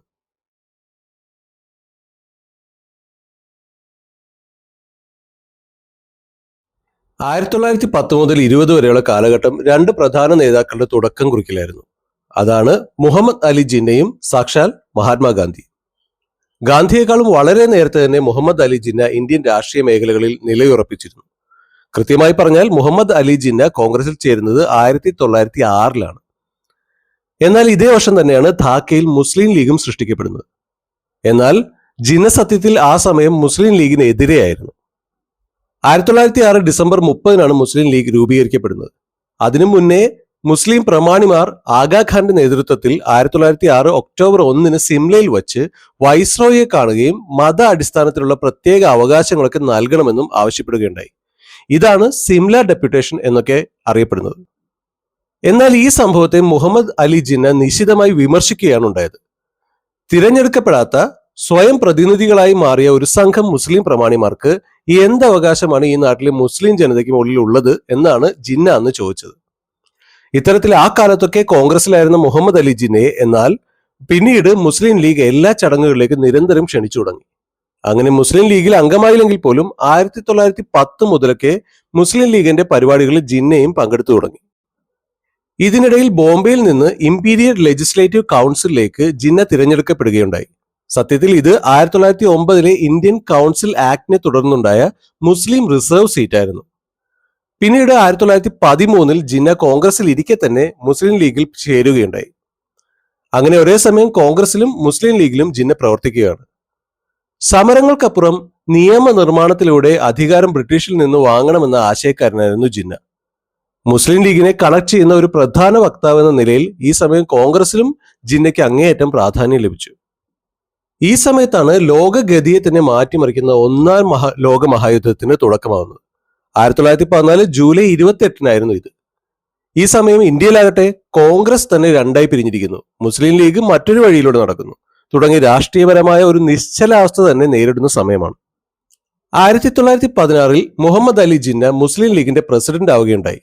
ഈ സമയത്താണ് ലക്നൗ പാക്ട് അഥവാ ലക്നൗ കരാറൊക്കെ സൃഷ്ടിക്കപ്പെടുന്നത്. പ്രധാനമായും ഇത് കോൺഗ്രസും ലീഗും തമ്മിലുള്ള ഒരു കരാറായിരുന്നു. ഇന്ത്യയിൽ സ്വയംഭരണം, കേന്ദ്ര നിയമസഭയിൽ മുസ്ലിങ്ങൾക്ക് 1/3 പ്രാതിനിധ്യം തുടങ്ങിയ പല നിർദ്ദേശങ്ങളും വന്നു. ഏതായാലും ഇതിലൂടെ മുസ്ലിം വിഭാഗം തൽക്കാലത്തേക്കെങ്കിലും കോൺഗ്രസിലേക്ക് കൂടുതൽ അടുക്കുന്ന ഒരു സ്ഥിതിവിശേഷം ഉണ്ടായി. അതുപോലെ തന്നെ ഈ സമയം ഹോം റൂൾ പ്രസ്ഥാനവും സൃഷ്ടിക്കപ്പെടുന്നുണ്ട്. 1916 കാലത്ത് ഇന്ത്യൻ രാഷ്ട്രീയ രംഗത്ത് പ്രത്യക്ഷപ്പെട്ട ആനി ബസന്റ് കോൺഗ്രസിൽ മിതവാദികളും തീവ്രവാദികളും തമ്മിൽ സൃഷ്ടിക്കപ്പെട്ട ഭിന്നിപ്പ് അവസാനിപ്പിച്ച് അവരെ ഒരുമിച്ച് ചേർക്കാൻ വലിയ തോതിൽ തന്നെ പരിശ്രമിക്കുകയുണ്ടായി. അങ്ങനെയാണ് 1916 ഹോം റൂൾ ലീഗ് സ്ഥാപിക്കുന്നത്. അതോടെ ആ വർഷം ലക്നൌവിൽ വെച്ച് നടന്ന കോൺഗ്രസ് സമ്മേളനത്തിൽ ഇരുവിഭാഗവും വീണ്ടും പങ്കെടുക്കുകയുണ്ടായി. ഹോം റൂൾ അഥവാ സ്വയംഭരണം എന്ന ആവശ്യം അതിശക്തമായി തന്നെ ഇവിടെ നിലവിൽ വന്നു. നിയമവിധേയമായ മാർഗങ്ങളിൽ കൂടി തന്നെ സ്വയംഭരണം നേടുക എന്നതായിരുന്നു ഹോം റൂൾ ലീഗിന്റെ ഉദ്ദേശം. ബ്രിട്ടീഷ് ആധിപത്യത്തിന് ഭീഷണി എന്ന നിലയിൽ ഈ സമയം ആനി ബസന്റിനെ ജയിലിലിടുക പോലും ഉണ്ടായി. അതോടെ ഹോം റൂൾ ലീഗിന്റെ ശക്തിയൊക്കെ വർദ്ധിക്കുകയാണ്. 1917 കോൺഗ്രസ് സമ്മേളനത്തിൽ ആനി ബെസന്റ് പ്രസിഡന്റായി മാറുകയുണ്ടായി. ഏതായാലും ലക്നൌ പാക്ടിലൂടെയും ഹോം റൂൾ പ്രസ്ഥാനത്തിലൂടെയും ഒക്കെ കോൺഗ്രസിലെ ഭിന്നിപ്പ് അവസാനിക്കുകയും മുസ്ലിം ലീഗിന്റെ അടക്കം സഹകരണം സൃഷ്ടിക്കപ്പെടുകയും ചെയ്തു. ഏതായാലും ആനി ബെസന്റിന്റെ മാതൃക പിന്തുടർന്ന് ബാലഗംഗാധര തിലകന്റെ നേതൃത്വത്തിൽ തന്റേതായ ഒരു ഹോം റൂൾ ലീഗ് സ്ഥാപിച്ച് വിദേശ ഭരണത്തിനെതിരെ പ്രവർത്തിക്കാൻ ആരംഭിച്ചു. ഇതും ഇന്ത്യയിലാകെ സ്വീകരിക്കപ്പെട്ടു. ഇതിലൂടെ മിതവാദികളുടെ നേതൃത്വത്തിൽ നിർജീവമായിരുന്ന കോൺഗ്രസ് വീണ്ടും സജീവമാകുന്നതിനും ഏവരും ഒരുമിക്കുന്നതിനും കാരണമായി. ഒന്നാം ലോക മഹായുദ്ധത്തിൽ ബ്രിട്ടനെ സഹായിക്കുകയാണെങ്കിൽ അതിനനുസരിച്ച് ബ്രിട്ടൻ സ്വയം ഭരണത്തിലേക്കുള്ള വഴികൾ തുറക്കുമെന്ന് അവർ വിശ്വസിക്കുകയും അതിനായുള്ള നടപടികൾ എടുക്കുകയും ചെയ്തു. എന്നാൽ പിന്നീട് അത് ഉണ്ടായില്ല എന്ന് മാത്രമല്ല, ബ്രിട്ടീഷ് എതിർത്തവരെ അടിച്ചമർത്തുന്ന നടപടികൾ എടുക്കുകയുണ്ടായി. 1915 ജനുവരി 6 സൗത്ത് ആഫ്രിക്കയിൽ നിന്ന് ഗാന്ധിജി ഇന്ത്യയിലേക്ക് എത്തുകയാണ്. അതിക്രമം നേരിടുന്ന സൗത്ത് ആഫ്രിക്കയിലെ ഇന്ത്യക്കാർക്കായി നിലവിൽ തന്നെ പോരാടുന്ന നിലയിൽ ഗാന്ധിജി പ്രസിദ്ധനുമായിരുന്നു. 1915 എത്തിയെങ്കിലും ആ സമയം ഗാന്ധിജി പ്രത്യേകിച്ച് സമരപരിപാടികളിലോ സംഘടനകളിലോ ഒന്നും തന്നെ ഉണ്ടായിരുന്നില്ല. പകരം ഈ സമയം ഗാന്ധിജി ഇന്ത്യയിലെ യഥാർത്ഥ ചരിത്രമറിയാൻ എല്ലാ മേഖലകളിലേക്ക് യാത്ര ചെയ്യുകയായിരുന്നു. തന്റെ രാഷ്ട്രീയ ഗുരുവായിരുന്ന ഗോപാലകൃഷ്ണ ഗോഖലെയുടെ നിർദ്ദേശപ്രകാരമായിരുന്നു ഗാന്ധിജിയുടെ ഈ യാത്ര. ഏതായാലും ഗാന്ധിജി ഈ സമയം ആദ്യമായി പങ്കെടുത്ത പ്രധാനപ്പെട്ട ഒരു പൊതുപരിപാടി ബനാറസ് ഹിന്ദു സർവകലാശാലയുടെ ഉദ്ഘാടനവുമായി ബന്ധപ്പെട്ട ഒരു ചടങ്ങായിരുന്നു. സൗത്ത് ആഫ്രിക്കയിലെ പ്രവർത്തനങ്ങളുടെ ഭാഗമായായിരുന്നു ഗാന്ധിജിക്ക് ആ ക്ഷണം ലഭിച്ചത്.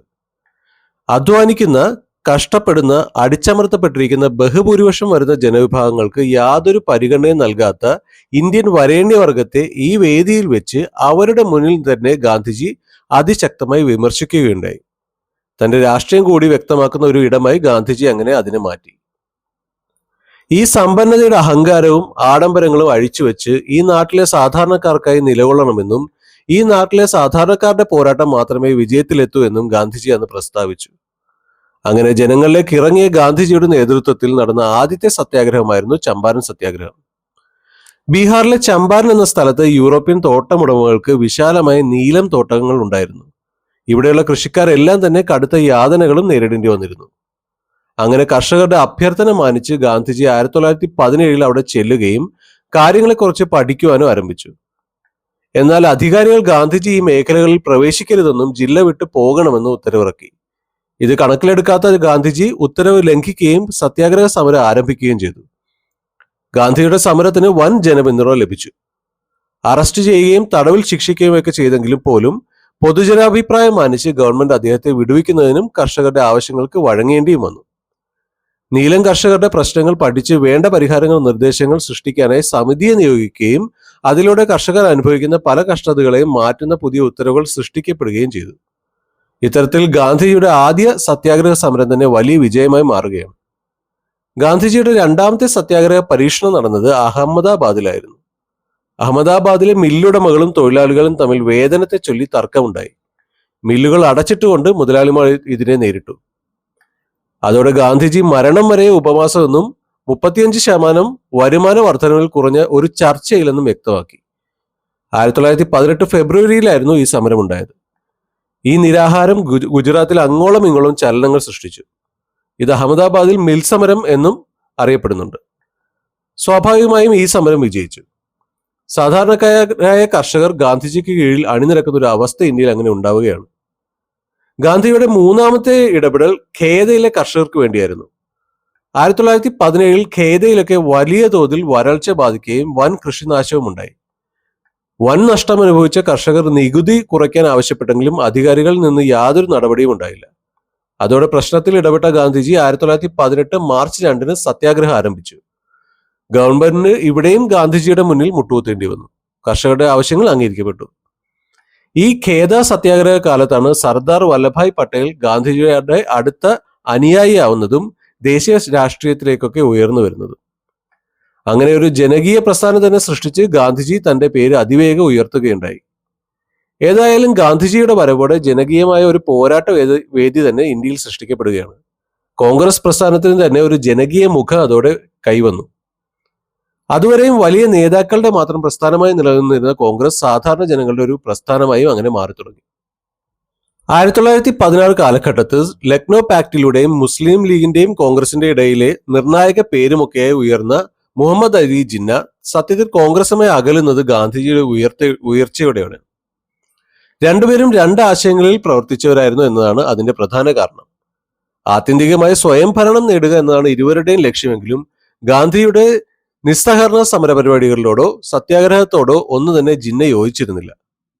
പകരം ജിന്ന ഭരണഘടനാ ഭേദഗതികളിലൂടെ അല്ലെങ്കിൽ നിയമനിർമ്മാണങ്ങളിലൂടെ തങ്ങളിലേക്ക് സ്വയംഭരണത്തിന്റെ അവകാശം എത്തിച്ചേരണമെന്ന വിശ്വാസക്കാരനായിരുന്നു. ഒപ്പം ഗാന്ധിജി അതിവേഗം ഇന്ത്യയിലെ ബഹുഭൂരിപക്ഷം വരുന്ന ജനങ്ങൾക്കിടയിൽ വളരെയധികം പ്രശസ്തനായതോടുകൂടി കോൺഗ്രസ് എന്ന പ്രസ്ഥാനത്തിനും ഗാന്ധിജി അവസാന വാക്കെന്ന നിലയിലേക്ക് എത്തുകയുണ്ടായി. 1918 ഒന്നാം ലോകമഹായുദ്ധം അവസാനിച്ചതിനെ തുടർന്ന് ബ്രിട്ടൻ ഇന്ത്യൻ മേഖലകളിൽ തുടർന്നു വന്നിരുന്ന എതിർപ്പുകളെ അടിച്ചമർത്താൻ കരിനിയമങ്ങളും മറ്റും പാസാക്കിയത് ഗാന്ധിജിയിലെ സമരനായകന് തുടക്കം കുറിക്കുന്നതിന് കാരണമായി. 1920 ഗാന്ധിജിയുടെ സമര വഴികളിലൂടെ കോൺഗ്രസും പോകുവാൻ ഐകകണ്ഠേന തീരുമാനമെടുത്തതോടെ മുഹമ്മദ് അലി ജിന്ന കോൺഗ്രസിൽ നിന്ന് രാജിവെക്കുകയാണ് ഉണ്ടായത്. എന്നാൽ 1918 ഇന്ത്യൻ ദേശീയ പ്രസ്ഥാനത്തിന്റെ അവസാന ഘട്ടം ആരംഭിച്ചു എന്ന് പറയാം. ഇന്ത്യൻ സ്വാതന്ത്ര്യ സമര പ്രസ്ഥാനം തന്നെ ഒരു ജനകീയ വഴിയിലൂടെ നടന്ന ഗാന്ധിയൻ യുഗമായിരുന്നു അത്. ഇന്ത്യൻ ദേശീയ പ്രസ്ഥാനത്തിന്റെ മുഖമൊക്കെ മാറി തുടങ്ങുന്ന അതേ സമയത്ത് തന്നെയാണ് ഒന്നാം ലോക മഹായുദ്ധം അവസാനിക്കുന്നത്. അതായത് 1918 നവംബർ 11. ഒന്നാം ലോക മഹായുദ്ധത്തിൽ ബ്രിട്ടനെ സഹായിച്ചാൽ അല്ലെങ്കിൽ പിന്തുണച്ചാൽ ഇന്ത്യയുടെ സ്വയംഭരണത്തിലേക്കുള്ള വഴികൾ ബ്രിട്ടൻ തന്നെ തുറന്നു തരും എന്ന വിശ്വാസത്തിൽ നിന്നിരുന്ന നേതാക്കൾക്ക് അതൊന്നും തന്നെ നടക്കാൻ പോകുന്നില്ല എന്ന് വളരെ വേഗം മനസ്സിലാവുകയുണ്ടായി. അതുമാത്രമല്ല, സ്വയംഭരണം പ്രതീക്ഷിച്ചിരുന്ന പലരും വീണ്ടും സമരപരിപാടികളൊക്കെയായി മുന്നോട്ട് പോയപ്പോൾ അതിനെ തകർക്കാനുള്ള നീക്കങ്ങളും ബ്രിട്ടീഷ് ആരംഭിക്കുകയുണ്ടായി. ഈ ഒന്നാം ലോക മഹായുദ്ധ കാലത്ത് ഉയർന്നു വന്ന ദേശീയതയെ തകർക്കാനായി ബ്രിട്ടീഷുകാർ പല നടപടികളും എടുക്കുകയുണ്ടായി. ദേശീയ നേതാക്കന്മാരെയും പ്രവർത്തകരെയും ഒക്കെ വിചാരണ കൂടാതെ തന്നെ അറസ്റ്റ് ചെയ്യാനുള്ള, തടവിൽ വെക്കാനുമൊക്കെയുള്ള നിയമങ്ങളും പാസാക്കി. സകല മേഖലകളിലും സെൻസർഷിപ്പ് കൊണ്ടുവന്നു. എതിർക്കുന്നവരുടെ ശബ്ദം ഇല്ലാതാക്കുക എന്ന സ്വാഭാവിക തന്ത്രം തന്നെ. വിപ്ലവ പ്രവർത്തനത്തെക്കുറിച്ച് പഠിക്കുവാനും അതിനെ നേരിടാൻ എന്തൊക്കെ മർദ്ദിത നിയമങ്ങൾക്ക് വേണമെന്നൊക്കെ അറിയാനായി ഗവർണർ ജനറലായിരുന്ന ചെംസ്ഫോർഡ് ഒരു കമ്മിറ്റിയെ നിയമിക്കുകയുണ്ടായി. കമ്മിറ്റിയുടെ അധ്യക്ഷൻ ജസ്റ്റിസ് സിഡ്നി റൗലറ്റ് ആയിരുന്നു. അങ്ങനെ ആ കമ്മിറ്റി 1918 ഏപ്രിലിൽ അതിന്റെ റിപ്പോർട്ട് സമർപ്പിക്കുകയുണ്ടായി. പിന്നീട് ഒരു വർഷത്തിനപ്പുറം 1919 മാർച്ചിൽ റൗലറ്റ് ആക്ട് അങ്ങനെ പാസ്സാക്കുകയുണ്ടായി. അങ്ങനെ കൂടുതൽ മർദ്ദിതമായ, വിചാരണ കൂടാതെ ഏതൊരാളെയും തടവിൽ വയ്ക്കാൻ അടക്കം ഉതകുന്ന റൗലറ്റ് ആക്ട് നിയമമായി മാറി. ഈ സമയം പല സത്യാഗ്രഹങ്ങളിലൂടെ ജനകീയനായി മാറിയ ഗാന്ധിജി ഇത്തരമൊരു നടപടിക്കെതിരെ കടുത്ത ഭാഷയിൽ തന്നെ പ്രതികരിച്ചു. ദേശീയ രാഷ്ട്രത്തിന്റെ മുഖമായി ഗാന്ധിജി മാറുന്നതും ഇവിടെ നിന്നാണ്. റൗലറ്റ് നിയമത്തിനെതിരായി രാജ്യവ്യാപകമായ ഒരു പ്രക്ഷോഭത്തിനാണ് ഗാന്ധിജി ആഹ്വാനം നടത്തിയത്. 1919 ഏപ്രിൽ 6 രാജ്യവ്യാപകമായി ഹർത്താൽ ആചരിക്കുകയുണ്ടായി. ഈ രാജ്യം തന്നെ ഒത്തൊരുമിച്ചൊരു വലിയ പ്രതിഷേധം അന്ന് ആദ്യമായിട്ടായിരുന്നു ഇന്ത്യൻ മേഖലകൾ കണ്ടത്. റൗലറ്റ് നിയമത്തിനെതിരെയും പ്രതിഷേധം വളരെ വേഗം ശക്തി ആർജിക്കുകയുണ്ടായി. ഈ കാലത്ത് വിപ്ലവ പോരാട്ടങ്ങളിൽ നിറഞ്ഞു നിന്നിരുന്ന ബംഗാളിലും പഞ്ചാബിലും ഒക്കെ പ്രതിഷേധം കനത്തതായിരുന്നു. ഇത്തരത്തിൽ റൗലറ്റ് നിയമങ്ങൾക്കെതിരെയുള്ള പ്രക്ഷോഭവും ബ്രിട്ടീഷ് ഗവൺമെന്റ് അതിനെ നേരിട്ട രീതിയും സത്യത്തിൽ ഒരു വലിയ ദുരന്തത്തിലേക്ക് കൊണ്ടുവന്നെത്തിക്കുകയാണ്. അതാണ് ഇന്ത്യയുടെ ചരിത്രത്തിലെ തന്നെ കറുത്ത അധ്യായമായി കണക്കാക്കുന്ന ജാലിയൻ വാലാബാഗ് കൂട്ടക്കൊല. 1919 ഏപ്രിൽ 11 ജനറൽ ഡയർ അമൃത്സർ നഗരത്തിന്റെ നിയന്ത്രണം ഏറ്റെടുക്കുന്നതും പട്ടാള നിയമങ്ങളൊക്കെ ഈ മേഖലകളിൽ അതിക്രൂരമായി നടപ്പാക്കുന്നതും. പ്രതിഷേധ പ്രകടനങ്ങൾ പോയിട്ട് യോഗങ്ങളും ഒത്തുചേരലും പോലും നിരോധിക്കപ്പെട്ടു. പഞ്ചാബിലെ പ്രശസ്ത നേതാക്കളായിട്ടുള്ള ഡോക്ടർ സൈഫുദ്ദീൻ കിച്ലു, ഡോക്ടർ സത്യപാൽ എന്നിവരെ അറസ്റ്റ് ചെയ്യുകയുണ്ടായി. റൗലറ്റ് നിയമം ഉപയോഗിച്ചായിരുന്നു ഈ അറസ്റ്റുകളൊക്കെ ഉണ്ടായത്. എന്നാലും അമൃത്സറിലെ ജനങ്ങൾ 1919 ഏപ്രിൽ 13 ജാലിയൻ വാലാബാഗിൽ ഒരു വമ്പിച്ച യോഗം ചേരുകയുണ്ടായി. 3 ഭാഗങ്ങളും മതിലുകളാൽ ചുറ്റപ്പെട്ട ഒരു പ്രവേശന കവാടം മാത്രമുള്ള ഒരു മൈതാനമായിരുന്നു ജാലിയൻ വാലാബാഗ്. ഏതാണ്ട് 20,000-ഓളം വരുന്ന നിരായുധരായ ജനങ്ങളാണ് അവിടെ യോഗം ചേർന്നിരുന്നത്. ഈ യോഗ സ്ഥലത്ത് ജനറൽ ഡയർ തന്റെ സൈന്യത്തോടൊപ്പം കടന്നു വരികയും മുന്നറിയിപ്പുകൾ ഒന്നുമില്ലാതെ തന്നെ ജനങ്ങൾക്ക് നേരെ വെടിയുതിർക്കാൻ ഓർഡർ നൽകുകയുണ്ടായി. ആ ഗ്രൗണ്ടിലാകെ തലങ്ങും വിലങ്ങും വെടിയുതിർത്ത സൈന്യം തങ്ങളുടെ കയ്യിലുള്ള വെടിയുണ്ടകൾ തീരുന്നതുവരെയും ആ കൂട്ടക്കൊലകൾ തുടർന്നു. ഔദ്യോഗിക കണക്കിൽ 379 പേർ കൊല്ലപ്പെടുകയും 1500-ഓളം പേർക്ക് മുറിവേറ്റു എന്നൊക്കെ കാണുമെങ്കിലും മരിച്ചവരുടെയും പരിക്കേറ്റവരുടെയും എണ്ണം അതിലും എത്രയോ അധികമായിരുന്നു. ഈ ജാലിയൻ വാലാബാഗ് കൂട്ടക്കൊല ഇന്ത്യ ഒട്ടാകെ ഒരു ഞെട്ടൽ ഉളവാക്കുന്ന സംഭവമായാണ് മാറിയത്. ബ്രിട്ടീഷിനോട് ചെറിയ തോതിലെങ്കിലും സ്നേഹമുള്ളവർക്ക് പോലും ബ്രിട്ടീഷ് ഭരണത്തോട് അറപ്പുളവാക്കുന്ന ഒരു സന്ദർഭവും അതോടെ സൃഷ്ടിക്കപ്പെട്ടു. ചുരുക്കിയാൽ ഇന്ത്യൻ സ്വാതന്ത്ര്യ സമരത്തിന്റെ വീറും വാശിയും വർദ്ധിച്ചു. അതുവരെയും ദേശീയ പ്രസ്ഥാനത്തോട് അടുപ്പം കാണിക്കാതിരുന്നവർ പോലും ഇന്ത്യൻ സ്വാതന്ത്ര്യ പോരാട്ടത്തിലേക്ക് കടന്നു വന്നു. പ്ലാസി യുദ്ധം ബ്രിട്ടീഷ് സാമ്രാജ്യത്തിന് അടിത്തറയിട്ടു, അമൃത്സർ അത് തകർത്തിരിക്കുന്നു എന്ന ഗാന്ധിജിയുടെ പ്രസ്താവന ഈ സമയം സമരത്തിന്റെ ആകെ ശക്തി വർദ്ധിപ്പിച്ചു. ഉറങ്ങിക്കിടന്നിരുന്ന കോൺഗ്രസ് പ്രസ്ഥാനമൊക്കെ വീണ്ടും വീറും വാശിയോടെ കാട്ടി തുടങ്ങി. 1919 ഡിസംബറിൽ ഗവൺമെന്റ് ഓഫ് ഇന്ത്യ ആക്ട് 1919 പാസാക്കുകയുണ്ടായി. ഇന്ത്യൻ നാഷണൽ കോൺഗ്രസ് ഇതിനെ എതിർത്തെങ്കിലും സംഘടനയിലെ തന്നെ പല നേതാക്കളും ഇതിന് അനുകൂലമായി നിലകൊണ്ടു. ആനി ബസന്റ്, വിപിൻ ചന്ദ്രപാൽ, തേജ് ബഹദൂർ സപ്രു പോലുള്ളവരായിരുന്നു അവർ. ഏതായാലും ഇവർ കോൺഗ്രസിൽ നിന്ന് മാറിക്കൊണ്ട് പ്രത്യേക പാർട്ടി തന്നെ രൂപീകരിച്ചു. ഗാന്ധിജി, ബാലഗംഗാധര തിലക്, ജിന്ന തുടങ്ങിയവരൊക്കെ ആക്ടിനെ എതിർക്കുകയും ചെയ്തു. അങ്ങനെ 1920 കാലത്ത് ഒരു വലിയ മാറ്റത്തിനും ഗാന്ധിയൻ വഴികളിലേക്ക് കടക്കുന്ന ഒരു സ്വാതന്ത്ര്യ പോരാട്ടത്തിനും തുടക്കം കുറിക്കുകയാണ്. 1920 സെപ്റ്റംബർ 5 നോൺ കോഓപ്പറേഷൻ മൂവ്മെന്റ് അഥവാ നിസ്സഹകരണ പ്രസ്ഥാനം തുടങ്ങാൻ ഗാന്ധിജി ആഹ്വാനം ചെയ്തു.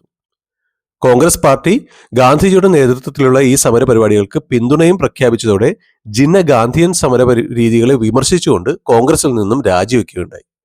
ഗാന്ധിജിയുടെ നിസ്സഹകരണ പ്രസ്ഥാനം അങ്ങനെ ആരംഭിക്കുകയാണ്. ബ്രിട്ടീഷ് സ്ഥാപനങ്ങളായ സ്കൂളുകളും കോളേജുകളും കോടതികളും ബഹിഷ്കരിക്കാൻ ഗാന്ധിജി ആഹ്വാനം ചെയ്തു. നികുതി നൽകരുതെന്നും ബ്രിട്ടീഷുകാരുമായി സഹകരിക്കാൻ പാടില്ലെന്നും ഗാന്ധിജി ജനങ്ങളോടായി അഭ്യർത്ഥിച്ചു. നിസ്സഹകരണ പ്രസ്ഥാനം വിജയകരമായി മുന്നോട്ട് കൊണ്ടുപോയാൽ സ്വാതന്ത്ര്യം അതിവിദൂരമല്ല എന്നും ഗാന്ധിജി പറഞ്ഞുകൊണ്ടിരുന്നു. ഇതിനോടൊപ്പം തന്നെ എടുത്തു പറയേണ്ട ഒരു ചരിത്രം കൂടിയുണ്ട്. അതാണ് ഖിലാഫത്ത് പ്രസ്ഥാനം. സത്യത്തിൽ ഖിലാഫത്ത് പ്രസ്ഥാനം ആരംഭിക്കുന്നത് 1919 ഒക്ടോബർ നവംബർ കാലത്താണ്. ഖിലാഫത്ത് മൂവ്മെന്റ് തുടങ്ങിയത് ഇന്ത്യൻ മുസ്ലിങ്ങളാണ്. ഒന്നാം ലോക മഹായുദ്ധത്തിൽ പരാജിതരുടെ ഭാഗത്തായിരുന്നല്ലോ തുർക്കി അഥവാ ഓട്ടോമൻ എംപയർ. യുദ്ധത്തിന് ശേഷം ഓട്ടോമൻ സാമ്രാജ്യത്തിന്റെ അതിർത്തികൾ വലിയ തോതിൽ തന്നെ തകർന്നു. യുദ്ധത്തിന് ശേഷം പ്രദേശങ്ങൾ വീതിച്ചെടുക്കാൻ ബ്രിട്ടനും ഫ്രാൻസും തമ്മിൽ വലിയ തോതിൽ നീക്കങ്ങൾ നടത്തിക്കൊണ്ടിരുന്നു. മുസ്ലിങ്ങളിൽ വലിയൊരു വിഭാഗത്തിന്റെ ആത്മീയ നേതാവ് കൂടെയായിരുന്നു തുർക്കിയിലെ ഖലീഫ. അങ്ങനെയുള്ള തുർക്കിയെ തകർക്കാൻ ബ്രിട്ടൻ ശ്രമിക്കുന്നു എന്നത് ഇന്ത്യൻ മുസ്ലിങ്ങളുടെ അമർഷത്തിനും കടുത്ത എതിർപ്പിനും കാരണമാവുകയാണ്. അങ്ങനെയാണ് തുർക്കി സുൽത്താന്റെ പദവിയും സാമ്രാജ്യവും സംരക്ഷിക്കുന്നതിന് അവർ ഒരു പ്രസ്ഥാനം രൂപം നൽകുന്നത്. അതാണ് ഖിലാഫത്ത് പ്രസ്ഥാനം.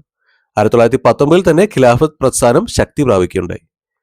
ഇന്ത്യയിൽ ഖിലാഫത്ത് പ്രസ്ഥാനത്തിന് നേതൃത്വം കൊടുത്തവരിൽ പ്രധാനികൾ ആലി സഹോദരന്മാരായ മൗലാന മുഹമ്മദ് അലിയും മൗലാന ഷൗക്കത്ത് അലിയും ഒപ്പം മൗലാന ആസാദ്, ഹക്കീം അജ്മൽ ഖാൻ തുടങ്ങിയവരായിരുന്നു. മുമ്പത്തെ ഓട്ടോമൻ സാമ്രാജ്യത്തിലെ മുസ്ലിം പുണ്യസ്ഥലങ്ങളിലൂടെ, അതായത് അറേബ്യ, സിറിയ, ഇറാഖ്, പലസ്തീൻ ഇത്യാദി മേഖലകളിലുള്ള നിയന്ത്രണം തുർക്കി സുൽത്താന് വിട്ടുകൊടുക്കണം എന്നതായിരുന്നു ഖിലാഫത്ത് പ്രസ്ഥാനത്തിലെ ഒരു പ്രധാന ആവശ്യം.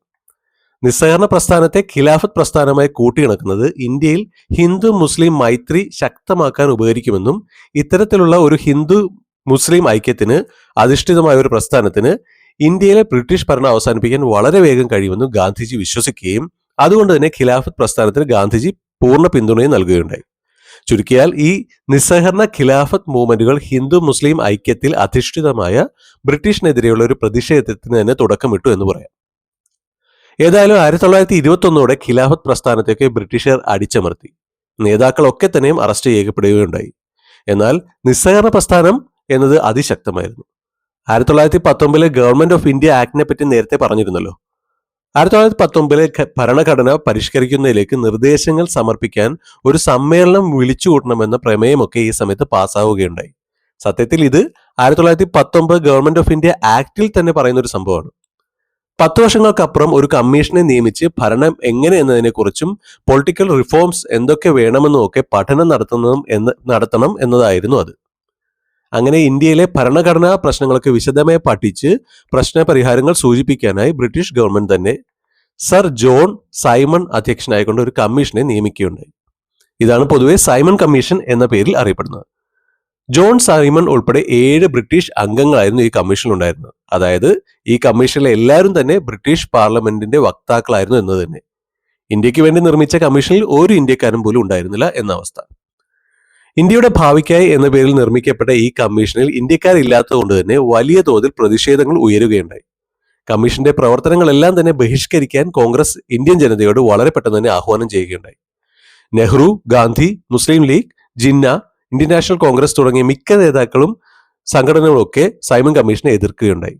എങ്കിലും മുസ്ലിം ലീഗിലെ തന്നെ ചെറിയൊരു വിഭാഗം സൈമൺ കമ്മീഷനെ അനുകൂലിക്കുന്ന സ്ഥിതിവിശേഷവും ആ കാലത്തുണ്ടായി. അങ്ങനെ സൈമൺ കമ്മീഷൻ 1928 ഫെബ്രുവരി 3 ബോംബെയിലെത്തി. സൈമൺ കമ്മീഷൻ സന്ദർശിക്കുന്ന സ്ഥലങ്ങളിലെല്ലാം തന്നെ ജനങ്ങൾ പൊതുയോഗവും വമ്പിച്ച റാലികളും നടത്തി പ്രതിഷേധം രേഖപ്പെടുത്തിക്കൊണ്ടിരിക്കുന്നു. കരിങ്കൊടികളുമായി പ്രസിദ്ധമായി മാറിയ സൈമൺ ഗോ ബാക്ക് എന്ന മുദ്രാവാക്യങ്ങളുമായി ജനങ്ങൾ എങ്ങും പ്രകടനം നടത്തി. പല മേഖലകളിലും ഹർത്താലുകളും ഉണ്ടായി. കമ്മീഷൻ യാത്ര ചെയ്യുന്ന സ്ഥലങ്ങളെല്ലാം തന്നെ പ്രതിഷേധ പ്രകടനങ്ങൾ തുടർന്നു. അത് ബ്രിട്ടീഷുകാരെ രോഷാകുലരാക്കി എന്ന് തന്നെ പറയാം. പോലീസിനെ വെച്ച് ഈ പ്രകടനങ്ങളെല്ലാം തന്നെ അടിച്ചൊതുക്കാനാണ് ബ്രിട്ടീഷ് പിന്നീട് ശ്രമിച്ചത്. അലഹബാദിലെ ലാത്തി ചാർജിൽ ജവഹർലാൽ നെഹ്റുവിന് പോലും പരിക്കേറ്റു. 1928 ഒക്ടോബറിൽ കമ്മീഷൻ ലാഹോറിൽ എത്തുകയുണ്ടായി. ലാഹോറിൽ എത്തിയ കമ്മീഷനെ ബഹിഷ്കരിക്കാനുള്ള പ്രകടനം നയിച്ചത് ലാലാ ലജ്പത് റായ് ആയിരുന്നു. ലയൺ ഓഫ് പഞ്ചാബ്, പഞ്ചാബ് കേസരി എന്നൊക്കെ പേരുകളിൽ അറിയപ്പെടുന്ന ആ നേതാവിന് കീഴിൽ വമ്പൻ പ്രകടനമാണ് അവിടെ അരങ്ങേറിയത്. ബ്രിട്ടീഷിന്റെ പോലീസ് ഇവിടെയും അടിച്ചമർത്തൽ നയം തന്നെ സ്വീകരിക്കുകയുണ്ടായി. കഠിനമായ മർദ്ദന മുറകൾ എങ്ങും ഉണ്ടായി. ലാലാ ലജ്പത് റായിയെ വളഞ്ഞു വെച്ചുകൊണ്ട് അവർ ലാത്തി ചാർജിൽ തല്ലിച്ചതച്ചു. അടിയേറ്റ് ആ നേതാവ് നിലം പതിക്കുകയുണ്ടായി. ഈ ലാത്തി ചാർജിൽ ലാലാജിക്ക് നെഞ്ചിന് കാര്യമായ പരിക്കുകളുണ്ടായി. മർദ്ദനത്തിന് നേതൃത്വം നൽകിയത് സാൻഡേഴ്സൺ എന്നു പേരുള്ള ഒരു ASP ആയിരുന്നു. ലാലാജിക്ക് ചികിത്സ നടത്തിയെങ്കിൽ പോലും അതൊന്നും ഫലം കാണാതെ 1928 നവംബർ 17 ലാലാജി ഈ ലോകത്തോട് വിട പറഞ്ഞു. പഞ്ചാബിന്റെ ജീവനായിരുന്ന ലാലാജിയുടെ വിടവാങ്ങൽ പഞ്ചാബിലെ ജനങ്ങൾ ഒന്നാകെ ഓടിയെത്തി. അവിടെ എത്തിയവരിൽ 2 പേരായിരുന്നു ഭഗത് സിംഗ്, സുഖ്ദേവ് എന്നിവർ. ഈ ക്രൂരതയ്ക്ക് പ്രതികാരം ചെയ്യുമെന്ന് അവർ അവിടെ വെച്ച് തന്നെ പ്രതിജ്ഞയെടുത്തു. 1925 കാലത്ത് secretary of state for India ആയിരുന്ന ലോർഡ് ബെർക്കിംഗ്ഹെഡ് ഇന്ത്യക്കായി ഒരു ഭരണഘടന ഇന്ത്യക്കാർക്ക് സ്വന്തമായി നിർമ്മിക്കാമോ എന്ന തരത്തിലൊരു വെല്ലുവിളി നടത്തിയിരുന്നു. ചുരുക്കിയാൽ ഇന്ത്യക്കാർക്ക് അത്രയ്ക്കൊന്നും കഴിവില്ല എന്ന തരത്തിലുള്ള കളിയാക്കൽ തന്നെ. സൈമൺ കമ്മീഷൻ കൂടെ പ്രഖ്യാപിച്ചപ്പോഴും ഈ ഒരു തരത്തിൽ കളിയാക്കലുകൾ സൃഷ്ടിക്കപ്പെട്ടു. അങ്ങനെയാണ് 1927 ഡിസംബറിൽ ഇന്ത്യൻ നാഷണൽ കോൺഗ്രസിന്റെ മദ്രാസ് സമ്മേളനത്തിൽ വെച്ച് 2 സുപ്രധാന തീരുമാനങ്ങൾ ഉണ്ടാവുന്നത്. ഒന്ന്, സൈമൺ കമ്മീഷൻ ബദൽ എന്നോണം ഇന്ത്യയിൽ രാഷ്ട്രീയ പാർട്ടികൾ ഇന്ത്യക്ക് വേണ്ടി ഇന്ത്യക്കാർ തന്നെ എഴുതി ഉണ്ടാക്കുന്ന ഒരു ഭരണഘടന വേണമെന്ന് തീരുമാനമെടുക്കുന്നു. മറ്റൊന്ന്, സൈമൺ കമ്മീഷനെ എല്ലാ വിധത്തിലും ബഹിഷ്കരിക്കുക. അങ്ങനെ 1928 ഫെബ്രുവരി ഡോക്ടർ MA അൻസാരിയുടെ അധ്യക്ഷതയിൽ ചേർന്ന സർവകക്ഷി സമ്മേളനമാണ് ഈ കമ്മിറ്റിക്ക് രൂപം നൽകിയത്. ഈ കമ്മിറ്റിയുടെ അധ്യക്ഷൻ മോത്തിലാൽ നെഹ്റു ആയിരുന്നു. ഈ കമ്മിറ്റിയുടെ സെക്രട്ടറിയായി ജവഹർലാൽ നെഹ്റുവും മറ്റുള്ള അംഗങ്ങളായി അലി ഇമാം, തേജ് ബഹദൂർ സപ്രു, സുഭാഷ് ചന്ദ്രബോസ്, മംഗൾ സിംഗ്, MS ആനെ, ഷുഹൈബ് ഖുറേഷി, GR പ്രധാൻ തുടങ്ങിയവരൊക്കെ ആയിരുന്നു. അങ്ങനെ ആ കമ്മിറ്റിക്ക് നെഹ്റു കമ്മിറ്റി എന്ന പേര് നൽകുകയുണ്ടായി. അങ്ങനെ ഇവർ കൊടുത്ത റിപ്പോർട്ടിന് നെഹ്റു റിപ്പോർട്ട് എന്ന പേരും വരികയുണ്ടായി. 1928 ഓഗസ്റ്റിലാണ് നെഹ്റു റിപ്പോർട്ട് ഉണ്ടാവുന്നത്. പ്രാദേശികമായ സ്വയംഭരണം, പൊതു നിയോജക മണ്ഡലങ്ങൾ, പ്രായപൂർത്തി വോട്ടവകാശം, ഭാഷാടിസ്ഥാനത്തിലുള്ള സംസ്ഥാനങ്ങൾ, മതനിരപേക്ഷ പാർലമെന്ററി സമ്പ്രദായം, സുപ്രീം കോടതി സ്ഥാപിക്കുക തുടങ്ങിയ പല നിർദ്ദേശങ്ങളും നെഹ്റു റിപ്പോർട്ടിൽ ഉണ്ടായിരുന്നു. ഇതേസമയം മുസ്ലിം ലീഗിന്റെ നേതാവായി മാറിക്കൊണ്ടിരുന്ന ജിന്ന മുസ്ലിങ്ങൾക്കായി പല നിർദ്ദേശങ്ങളും ചൂണ്ടിക്കാണിച്ചുകൊണ്ട് അവയും കൂടെ പരിഗണിക്കണമെന്ന നിർദ്ദേശം കൂടി ഈ സമയം വെക്കുകയുണ്ടായി. ഏതായാലും ഈ കാലഘട്ടത്തോടെ മതപരമായ ഒരു വിഭജനം കൂടി വെളിപ്പെട്ടു തുടങ്ങി എന്നുകൂടി ഇവിടെ പറയാവുന്നതാണ്. നെഹ്റു റിപ്പോർട്ടിൽ ആദ്യം ഡൊമിനിയൻ പദവി ലഭിക്കണം എന്നതായിരുന്നു തീരുമാനം. എന്നാൽ അത് 1929 ഡിസംബർ 31 മുൻപേ ബ്രിട്ടീഷ് ഗവൺമെന്റ് നൽകണമെന്നുണ്ടായിരുന്നു. നെഹ്റു റിപ്പോർട്ട് മുന്നോട്ട് വെച്ച സമയപരിധിക്കുള്ളിൽ ബ്രിട്ടീഷ് ഗവൺമെന്റ് ഇന്ത്യക്ക് ഡൊമിനിയൻ പദവിയൊന്നും എന്തായാലും നൽകാൻ തയ്യാറായില്ല. അതിനെ തുടർന്ന് 1929 ഡിസംബറിൽ കോൺഗ്രസിന്റെ വാർഷിക സമ്മേളനം ലാഹോറിൽ വെച്ച് ചേരുകയുണ്ടായി. ജവഹർലാൽ നെഹ്റുവിന്റെ അധ്യക്ഷതയിലായിരുന്നു ഇത് ചേർന്നത്. അങ്ങനെ 1929 ഡിസംബർ 19 ഇന്ത്യൻ നാഷണൽ കോൺഗ്രസ് പൂർണ്ണ സ്വരാജ് അഥവാ കംപ്ലീറ്റ് ഇൻഡിപെൻഡൻസ് അവരുടെ ഏക ലക്ഷ്യമായി പ്രഖ്യാപിച്ചു. 1929 ജനുവരി 31 ജനലക്ഷങ്ങൾ അണിനിരന്നുകൊണ്ട് വന്ദേ മാതരവും ഇൻകുലാബ് സിന്ദാബാദും ഒക്കെ മുഴക്കിക്കൊണ്ട് രവി നദിക്കരയിൽ വെച്ച് നെഹ്റു ത്രിവർണ പതാക ഉയർത്തിക്കൊണ്ട് പൂർണ്ണ സ്വാതന്ത്ര്യ പ്രഖ്യാപനം കൂടി നടത്തുകയുണ്ടായി. തുടർന്ന് എല്ലാ വർഷവും ജനുവരി 26 സ്വാതന്ത്ര്യ ദിനമായി ആചരിക്കണമെന്നും തീരുമാനിക്കുകയുണ്ടായി. നെഹ്റു നായകസ്ഥാനത്തേക്ക് പ്രതിഷ്ഠിക്കപ്പെടുന്നതും ഈ ഒരു കാലത്താണെന്ന് പറയാം. അങ്ങനെ ഇന്ത്യൻ സ്വാതന്ത്ര്യ പോരാട്ടത്തിന്റെ മറ്റൊരു നിർണായകമായ വഴിയിലേക്ക് ഈ കാലഘട്ടം മാറി എന്നുകൂടി പറയാവുന്നതാണ്. അതായത് പൂർണ്ണ സ്വരാജ് എന്ന ലക്ഷ്യം നിർണയിക്കപ്പെട്ടു കഴിഞ്ഞിരുന്നു എന്ന് തന്നെ. ഇനി അത് നേടാനായി എന്തു ചെയ്യാം എന്ന ചോദ്യം കൂടിയേ ബാക്കിയുള്ളൂ. സ്വാഭാവികമായും ഗാന്ധിജിയുടെ നേതൃത്വത്തിലുള്ള പുതിയ സമര പരിപാടികൾ എന്ന ആസൂത്രണത്തിലേക്ക് തന്നെ അത് എത്തിച്ചേർന്നു. അങ്ങനെ ലാഹോർ കോൺഗ്രസിന്റെ തീരുമാനപ്രകാരമുള്ള ദിനാചരണമൊക്കെ കഴിഞ്ഞ ശേഷം ഗാന്ധിജി സിവിൽ ഡിസോബീഡിയൻസ് അഥവാ സിവിൽ നിയമലംഘനം പ്രഖ്യാപിച്ചു. ബ്രിട്ടീഷ് ഗവൺമെന്റ് നടപ്പാക്കിയ ജനദ്രോഹ നിയമങ്ങളിൽ ഒന്നിനെ കേന്ദ്രമാക്കിക്കൊണ്ടാണ് ഗാന്ധിജി തന്റെ അടുത്ത സമര പരിപാടികൾക്ക് രൂപം നൽകുന്നത്. ഇന്ത്യൻ സ്വാതന്ത്ര്യ പോരാട്ടത്തിന്റെ നാൾ വഴികളിൽ എടുത്തു പറയേണ്ട ഒരു കാലഘട്ടം തന്നെയാണ് 1920-കൾ. കഴിഞ്ഞ ഭാഗത്തിൽ പറഞ്ഞ പോലെ വമ്പൻ സമര പരിപാടികൾ തന്നെ അരങ്ങേറിയ ഒരു കാലം. അതേ കാലത്ത് തന്നെ വിപ്ലവകാരികളുടെ വളർച്ചയ്ക്കും ഇന്ത്യയുടെ മണ്ണ് സാക്ഷ്യം വഹിക്കുകയുണ്ടായി. അതിൽ ആ സമയം എടുത്തു പറയേണ്ട ഒരു പേരാണ് ഭഗത് സിംഗ്. കുറച്ചു മുന്നേ സൈമൺ കമ്മീഷനെ പറ്റിയും അതിനെതിരെ ഉണ്ടായ പ്രതിഷേധങ്ങളെ പറ്റിയും പഞ്ചാബ് കേസരിയായിരുന്ന ലാലാ ലജ്പത് റായിയുടെ മരണമൊക്കെ പറഞ്ഞിരുന്നല്ലോ.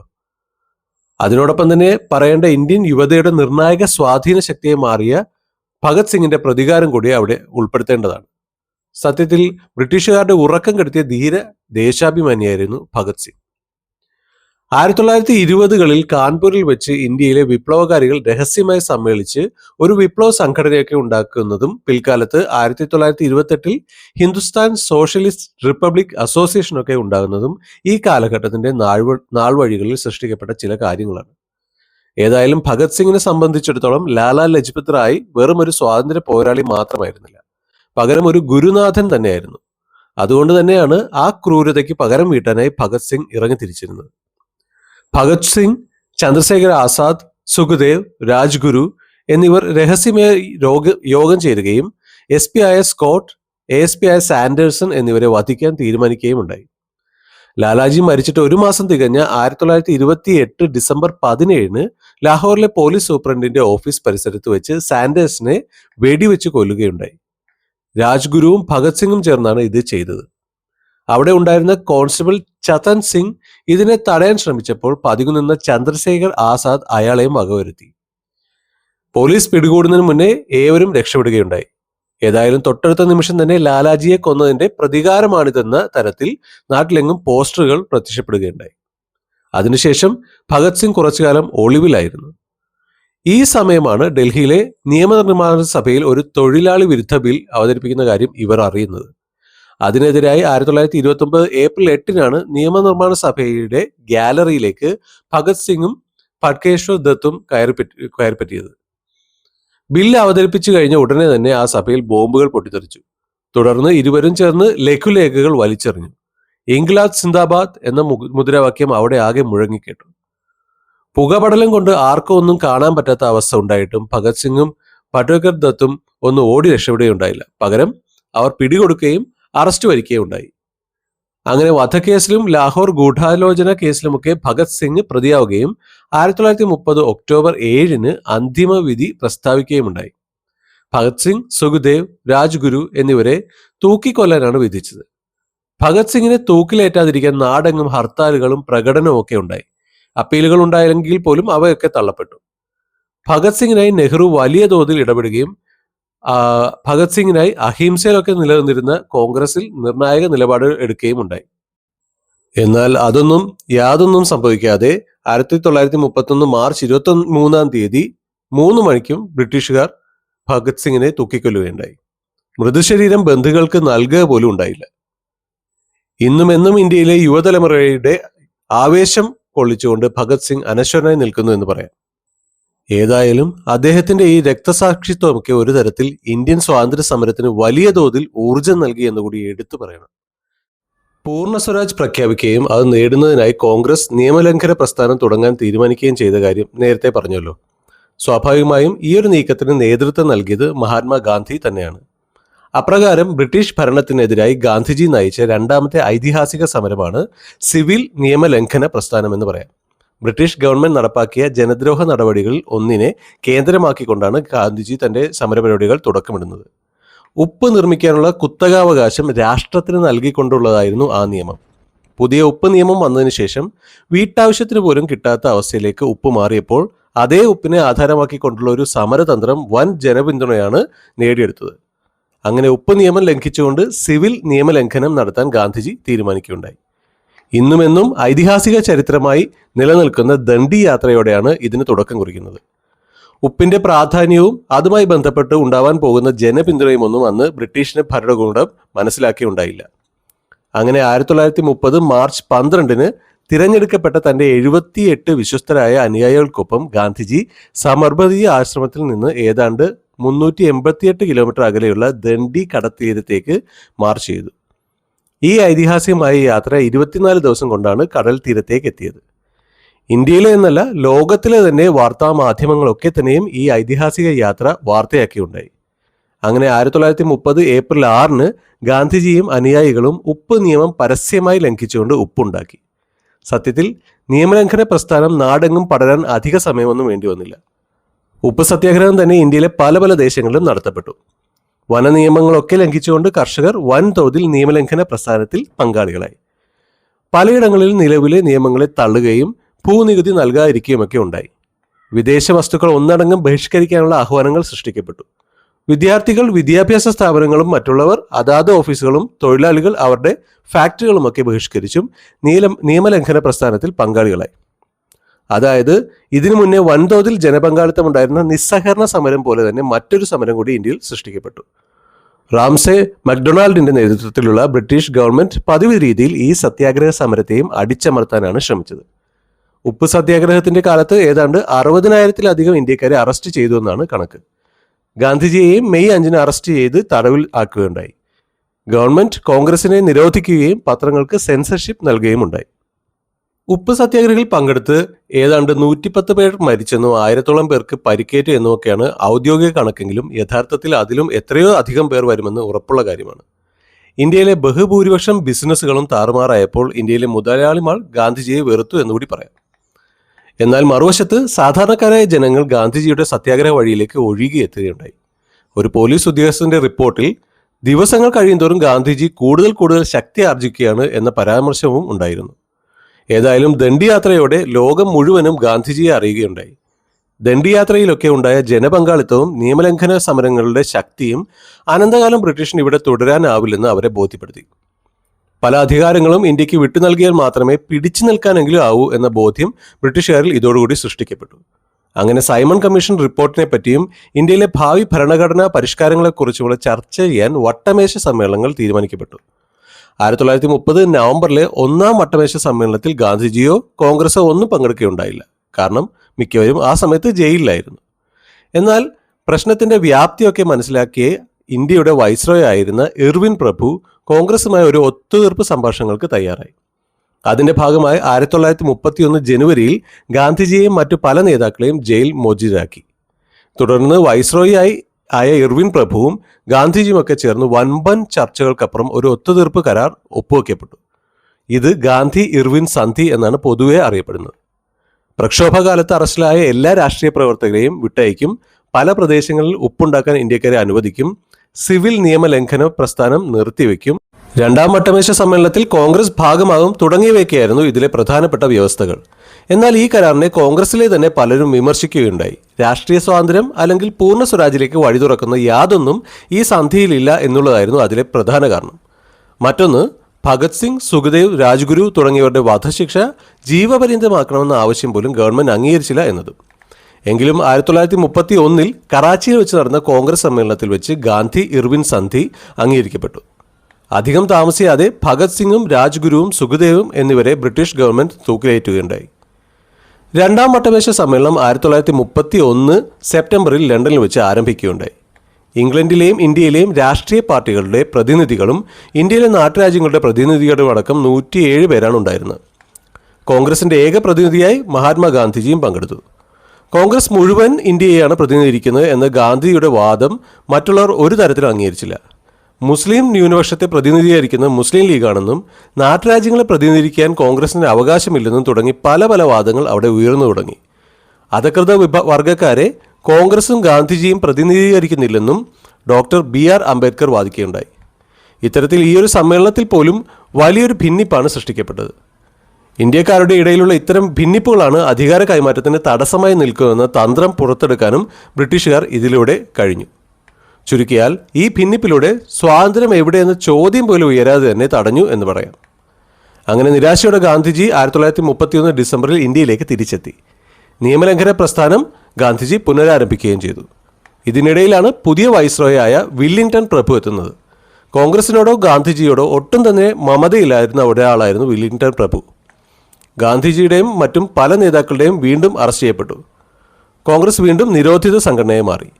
ഇന്ത്യയുടെ പോരാട്ടത്തെ വലിയ തോതിൽ തന്നെ അടിച്ചമർത്താനുള്ള നീക്കങ്ങൾ അങ്ങനെ തുടർന്നു പോന്നു. ഗാന്ധിജി ഇല്ലായിരുന്നെങ്കിൽ ഇന്ത്യ ഒരു മനോഹര പ്രദേശമാണെന്ന് വെല്ലിംഗ്ടൺ പ്രഭു തുറന്നെഴുതി. ഏതായാലും 1932 നവംബർ ഡിസംബർ കാലത്ത് 3ാം വട്ടമേശ സമ്മേളനം നടക്കുകയുണ്ടായി. കോൺഗ്രസ് ഈ സമ്മേളനം ബഹിഷ്കരിക്കുകയുണ്ടായി. എന്നാലും ഈ സമ്മേളനത്തിൻ്റെ ശുപാർശകളൊക്കെ ഉൾപ്പെടുത്തിക്കൊണ്ട് 1933 മാർച്ചിൽ ഒരു ധവളപത്രം പുറത്തു ഇറക്കുകയുണ്ടായി.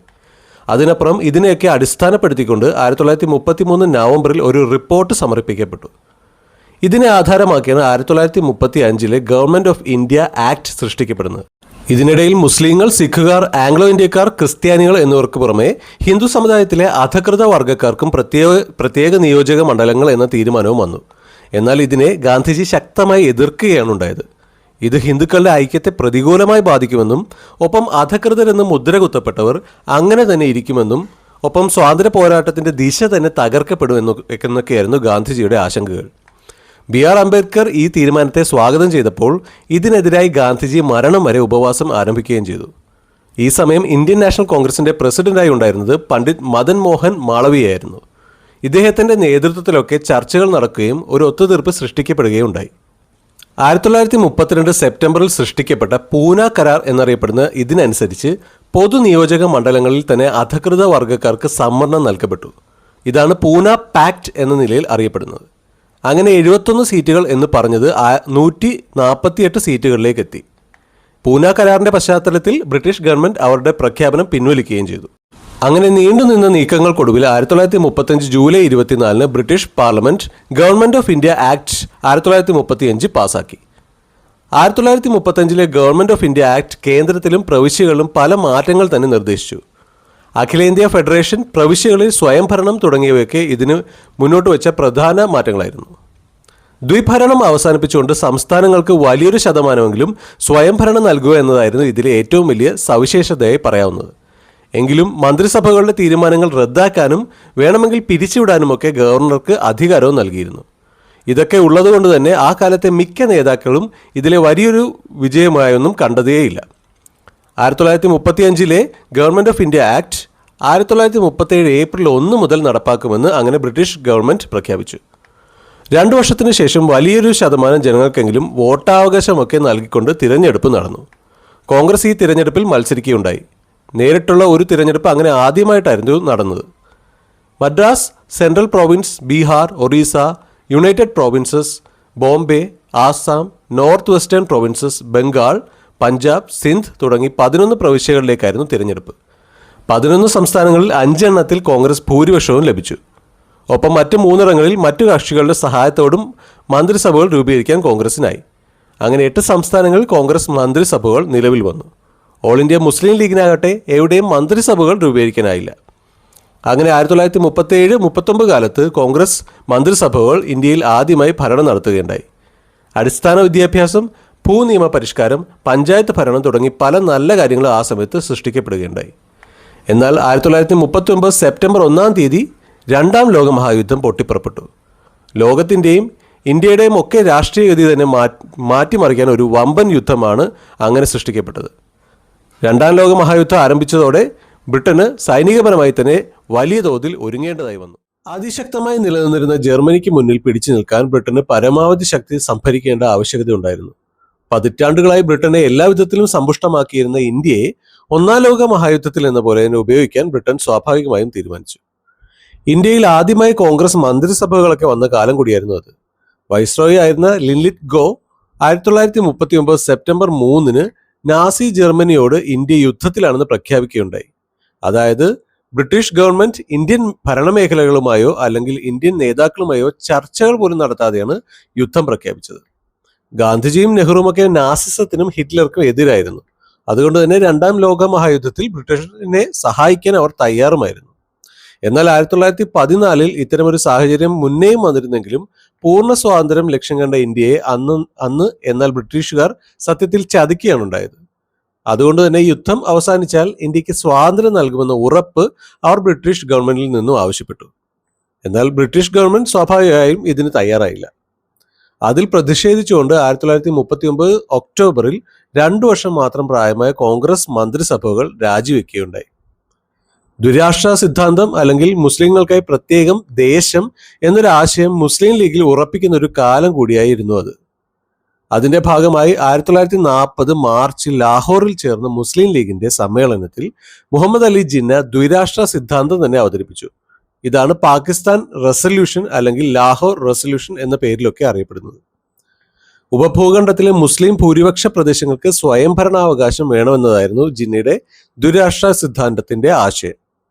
ഏതായാലും യുദ്ധം കഴിഞ്ഞാൽ സ്വാതന്ത്ര്യം ലഭിക്കണമെന്ന ആശയത്തിൽ അടിയുറച്ച് വിശ്വസിച്ചിരുന്ന കോൺഗ്രസ് ഈ കാലത്ത് ഗാന്ധിജിയുടെ നേതൃത്വത്തിൽ വ്യക്തി സത്യാഗ്രഹത്തിനൊക്കെ ആഹ്വാനം ചെയ്തു. അങ്ങനെ അതിന്റെ ഭാഗമായി ആയിരക്കണക്കിന് ആളുകൾ അറസ്റ്റ് ചെയ്യപ്പെടുകയുണ്ടായി. രണ്ടാം ലോക മഹായുദ്ധത്തിന്റെ തുടക്കകാലത്തൊക്കെ തന്നെയും ബ്രിട്ടന് കടുത്ത തിരിച്ചടികളായിരുന്നു.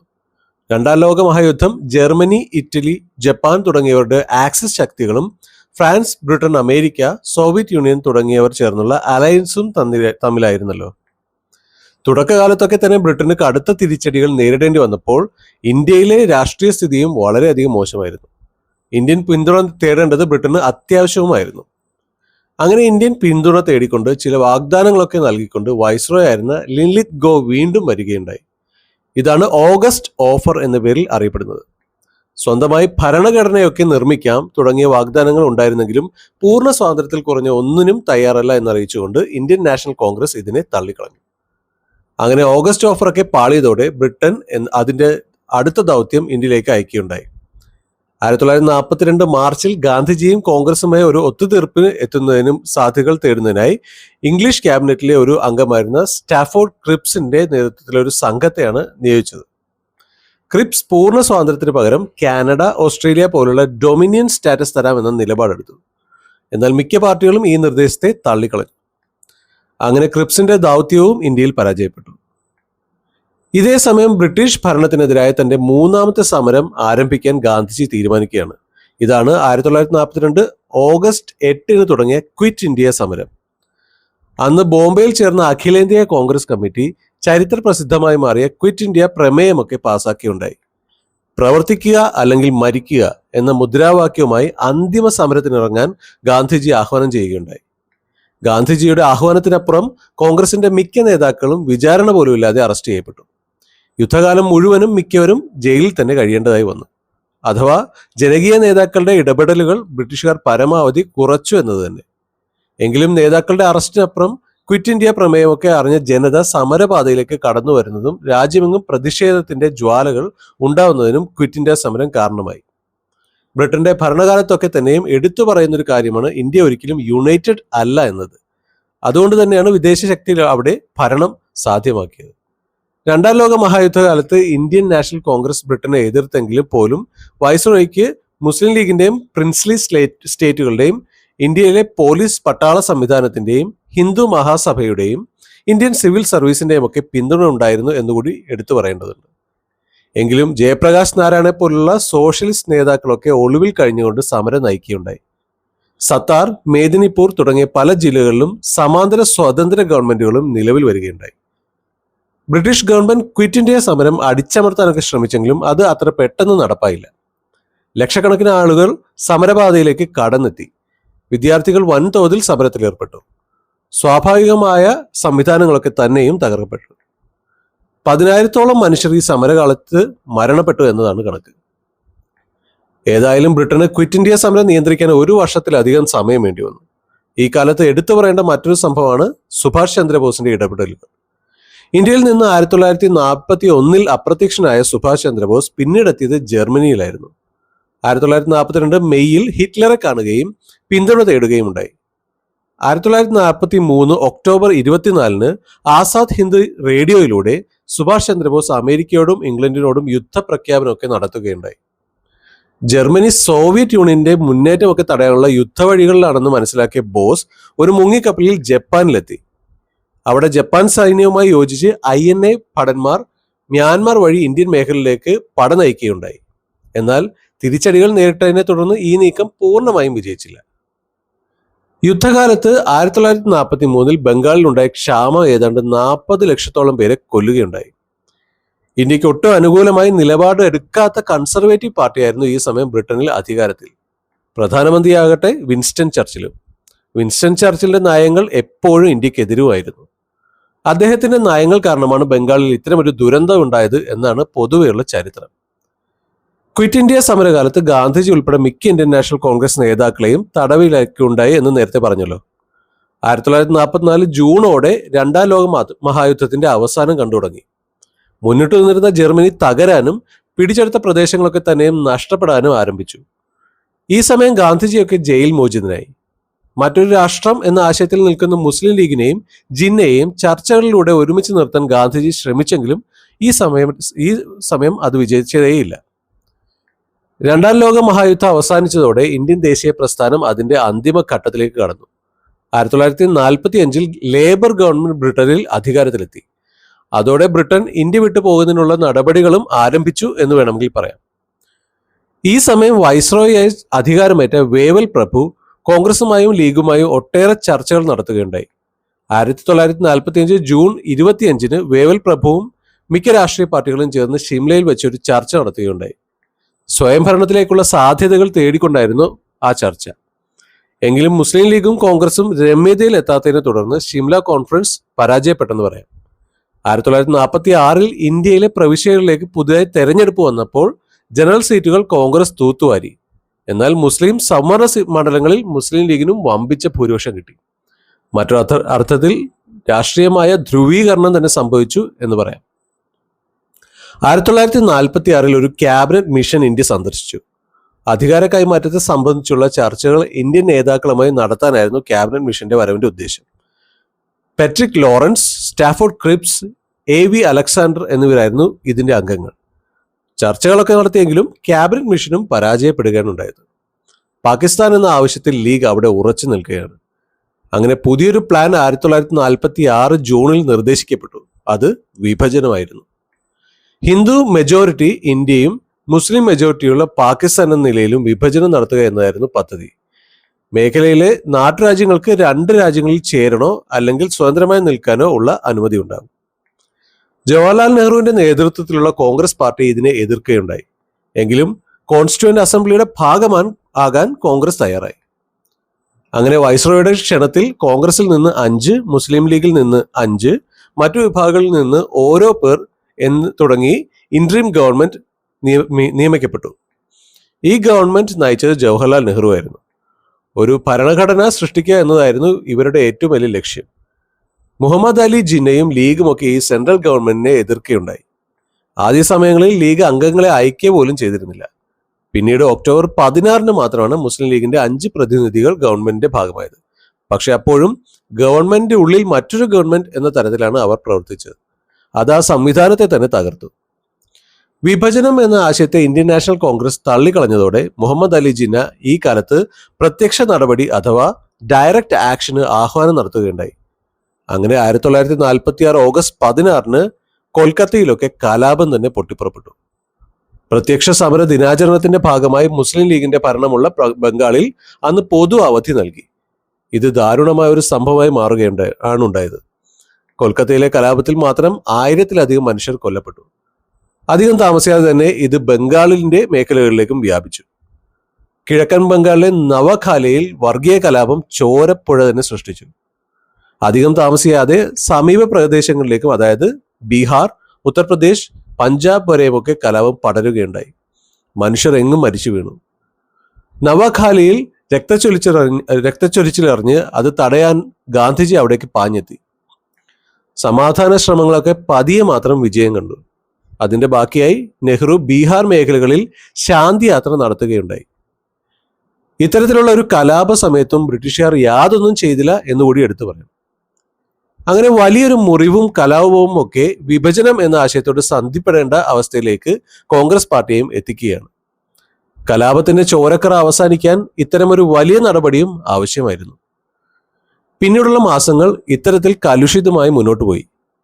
ആ സമയം 1947 ഫെബ്രുവരിയിൽ വേവലിന് പകരം പുതിയതായി വൈസ്രോയായി മൗണ്ട് ബാറ്റൻ പ്രഭു ഇന്ത്യയിൽ എത്തുകയുണ്ടായി. ഒരു വട്ടം കൂടി മുസ്ലിം ലീഗുമായും കോൺഗ്രസുമായും ഒക്കെ വീണ്ടും ചർച്ച നടത്തിയെങ്കിലും അതും പരാജയപ്പെടുകയാണ് ഉണ്ടായത്. അതോടെ 1947 ജൂൺ 3 ഇന്ത്യയെ വിഭജിക്കാനുള്ള പദ്ധതി മൗണ്ട് ബാറ്റൺ പ്രഖ്യാപിച്ചു. ഇത് മൗണ്ട് ബാറ്റൺ പ്ലാൻ എന്നും അറിയപ്പെടുന്നു. മൗണ്ട് ബാറ്റൺ പദ്ധതിയെ ആസ്പദമാക്കി ബ്രിട്ടീഷ് പാർലമെന്റ് 1947 ജൂലൈ 4 പാസാക്കിയ ഇന്ത്യൻ ഇൻഡിപെൻഡൻസ് ആക്ട് അനുസരിച്ച് ഇന്ത്യയെ വിഭജിച്ച് 2 കേന്ദ്ര ഗവൺമെന്റുകൾക്ക് അധികാരം കൈമാറാനുള്ള തീരുമാനം ബ്രിട്ടീഷ് ഗവൺമെന്റ് നടപ്പാക്കി. ഇന്ത്യ വിഭജനത്തോടൊപ്പം തന്നെ പഞ്ചാബും ബംഗാളും വിഭജിക്കാനുള്ള തീരുമാനവും ഇതിലുണ്ടായിരുന്നു. 1947 ഓഗസ്റ്റിൽ ഇന്ത്യൻ നാഷണൽ കോൺഗ്രസും മുസ്ലിം ലീഗും പാർട്ടിഷൻ പ്ലാൻ അംഗീകരിക്കുകയും ചെയ്തു. ഇരു രാജ്യങ്ങളുടെയും അതിർത്തി നിർണയം ഒരു കുഴഞ്ഞു മറിഞ്ഞ പ്രശ്നമായിരുന്നു. അതിനായി സർ സിറിൽ റാഡ്ക്ലിഫിനെ ബ്രിട്ടൻ ഇന്ത്യയിലേക്ക് അയച്ചു. ഒരിക്കൽ പോലും ഇന്ത്യ സന്ദർശിക്കാത്ത അദ്ദേഹത്തിന്റെ നിർണയത്തിലാണ് അങ്ങനെ ഇന്ത്യ പാകിസ്ഥാൻ അതിർത്തികൾ പോലും സൃഷ്ടിക്കപ്പെട്ടത്. സമരവേദികളിലൊക്കെ തന്നെയും നായകനായി നിറഞ്ഞു നിന്ന ഗാന്ധിജി വിഭജനത്തിന് എതിരായിരുന്നു. വിഭജനത്തെ അംഗീകരിക്കുക എന്നതായിരുന്നു ഗാന്ധിജി ജനങ്ങളോട് അഭ്യർത്ഥിച്ചത്. എന്തിനേറെ 1947 ഓഗസ്റ്റ് 15 ഡൽഹിയിൽ നടന്ന സ്വാതന്ത്ര്യ ദിനാഘോഷങ്ങളിൽ ഒന്നും തന്നെ ഗാന്ധിജി ഉണ്ടായിരുന്നില്ല. പകരം അദ്ദേഹം കൊൽക്കത്തയിൽ 24 മണിക്കൂർ ഉപവസിച്ചുകൊണ്ട് ആ ദിനം തന്നെ കഴിച്ചുകൂട്ടിയത്. എന്നാൽ നിയന്ത്രിക്കാവുന്നതിലപ്പുറം വിഭജനം മനസ്സുകളിൽ സൃഷ്ടിക്കപ്പെട്ടിരുന്നു. 1947 ഓഗസ്റ്റ് 10 പല മേഖലകളിലും കലാപം കത്തിപ്പടരുകയുണ്ടായി. ഏതായാലും 1947 ഓഗസ്റ്റ് 14 പാകിസ്ഥാൻ സൃഷ്ടിക്കപ്പെട്ടു. മുഹമ്മദ് അലി ജിന്ന അവരുടെ ഗവർണർ ജനറലായി മാറി. 1947 ഓഗസ്റ്റ് 15 ബ്രിട്ടീഷ് ഗവൺമെന്റ് ഇന്ത്യക്ക് ഔദ്യോഗികമായി അധികാരം കൈമാറി. അങ്ങനെ സ്വതന്ത്ര ഇന്ത്യയും സൃഷ്ടിക്കപ്പെട്ടു. ജവഹർലാൽ നെഹ്റു സ്വതന്ത്ര ഇന്ത്യയുടെ ആദ്യ പ്രധാനമന്ത്രിയായി മാറി. ബ്രിട്ടീഷ് മേഖലകളല്ലാത്ത നാട്ടുരാജ്യങ്ങൾ സ്വതന്ത്രമായി മാറി. പക്ഷേ ഇന്ത്യയിലോ പാകിസ്ഥാനിലോ ചേരേണ്ടുന്ന ഒരു അവസ്ഥ അവിടെ ഉണ്ടായെന്ന് മാത്രം. അധികം താമസിയാതെ തന്നെ എല്ലാ നാട്ടുരാജ്യങ്ങളും ഇന്ത്യയിലോ പാകിസ്ഥാനിലോ ലയിക്കുകയുണ്ടായി. ഏതായാലും വിഭജനത്തിൽ കൂടിയാണെങ്കിലും ഇന്ത്യൻ സ്വാതന്ത്ര്യ സമരം അതിന്റെ ലക്ഷ്യത്തിലേക്ക് എത്തി. സ്വാതന്ത്ര്യത്തിന്റെ അർദ്ധരാത്രിയിൽ ജവഹർലാൽ നെഹ്റു കോൺസ്റ്റിറ്റ്യൂവന്റ് അസംബ്ലിയിൽ നടത്തിയ ഒരു വിശ്വവിഖ്യാതമായ പ്രസംഗം ഇങ്ങനെയാണ്: വളരെ വർഷങ്ങൾക്ക് മുന്നേ നാം ഒരു വാഗ്ദാനം ചെയ്തിരുന്നു. ആ വാഗ്ദാനം പൂർണ്ണമല്ലെങ്കിലും ഭാഗികമായി നിറവേറ്റാനുള്ള മുഹൂർത്തം സൃഷ്ടിക്കപ്പെട്ടിരിക്കുന്നു. ഈ അർദ്ധരാത്രിയിൽ രാത്രി 12 മണി അടിക്കുമ്പോൾ ലോകമാകെ നിദ്രയിലാഴുമ്പോൾ ഇന്ത്യ ഉണരുകയാണ്. ജീവിതം വീണ്ടെടുത്തുകൊണ്ട് സ്വാതന്ത്ര്യത്തിനു വേണ്ടി ഇന്ത്യ ഉണർന്നെഴുന്നേൽക്കുകയാണ്. പഴയതിൽ നിന്ന് പുതിയതിലേക്ക് കാലെടുത്തു വയ്ക്കുന്ന, ഒരു യുഗം അവസാനിക്കുന്ന, ദീർഘകാലമായി അടിച്ചമർത്തി വച്ചിരിക്കുന്ന ഒരു രാഷ്ട്രത്തിന്റെ ആത്മാവ് വാചാലമാകുന്ന ചരിത്രത്തിലെ അത്യപൂർവമായ ആ നിമിഷം നമുക്ക് വേണ്ടി ഇതാ സമാഗതമായിരിക്കുന്നു, നെഹ്റു പറഞ്ഞു വെച്ചു. ഇന്ത്യൻ സ്വാതന്ത്ര്യ സമരത്തിന്റെ നിർണായക ഘട്ടത്തിൽ നിറഞ്ഞു വന്നിരുന്ന ഗാന്ധിജി വിഭജനം സൃഷ്ടിച്ച മുറിവുകൾ ഉണക്കാനായി അതിർത്തി മേഖലകളിൽ ഈ സമയവും ശ്രമം നടത്തിക്കൊണ്ടിരിക്കുകയായിരുന്നു. ഡൽഹിയിൽ ഭരണഘടനാ നിർമ്മാണ സമിതിയുടെ യോഗം തുടങ്ങിയതുപോലും ഗാന്ധിജിയെ രാഷ്ട്രപിതാവായി പ്രഖ്യാപിച്ചുകൊണ്ടാണ്. ലക്ഷക്കണക്കിന് മനുഷ്യർ കൊല്ലപ്പെട്ടും അതിലും എത്രയോ പേർ അഭയാർത്ഥികളായി 2 രാജ്യങ്ങളിലേക്കും പ്രവഹിച്ചും ഈ മേഖലകളിലെങ്ങും വിദ്വേഷത്തിന്റെ മുറവിളികൾ ഉയർന്ന ഒന്നുകൂടിയായി വിഭജനം മാറുകയുണ്ടായി. എങ്കിലും പൊതുരാജ്യമായി പിറന്ന ഇന്ത്യ ഇത്തരം പ്രശ്നങ്ങളും രാജ്യത്തിന്റെ പൊതുവായ മറ്റു പ്രശ്നങ്ങളുമൊക്കെ പരിഹരിച്ചുകൊണ്ട് മുന്നേറുകയാണ്.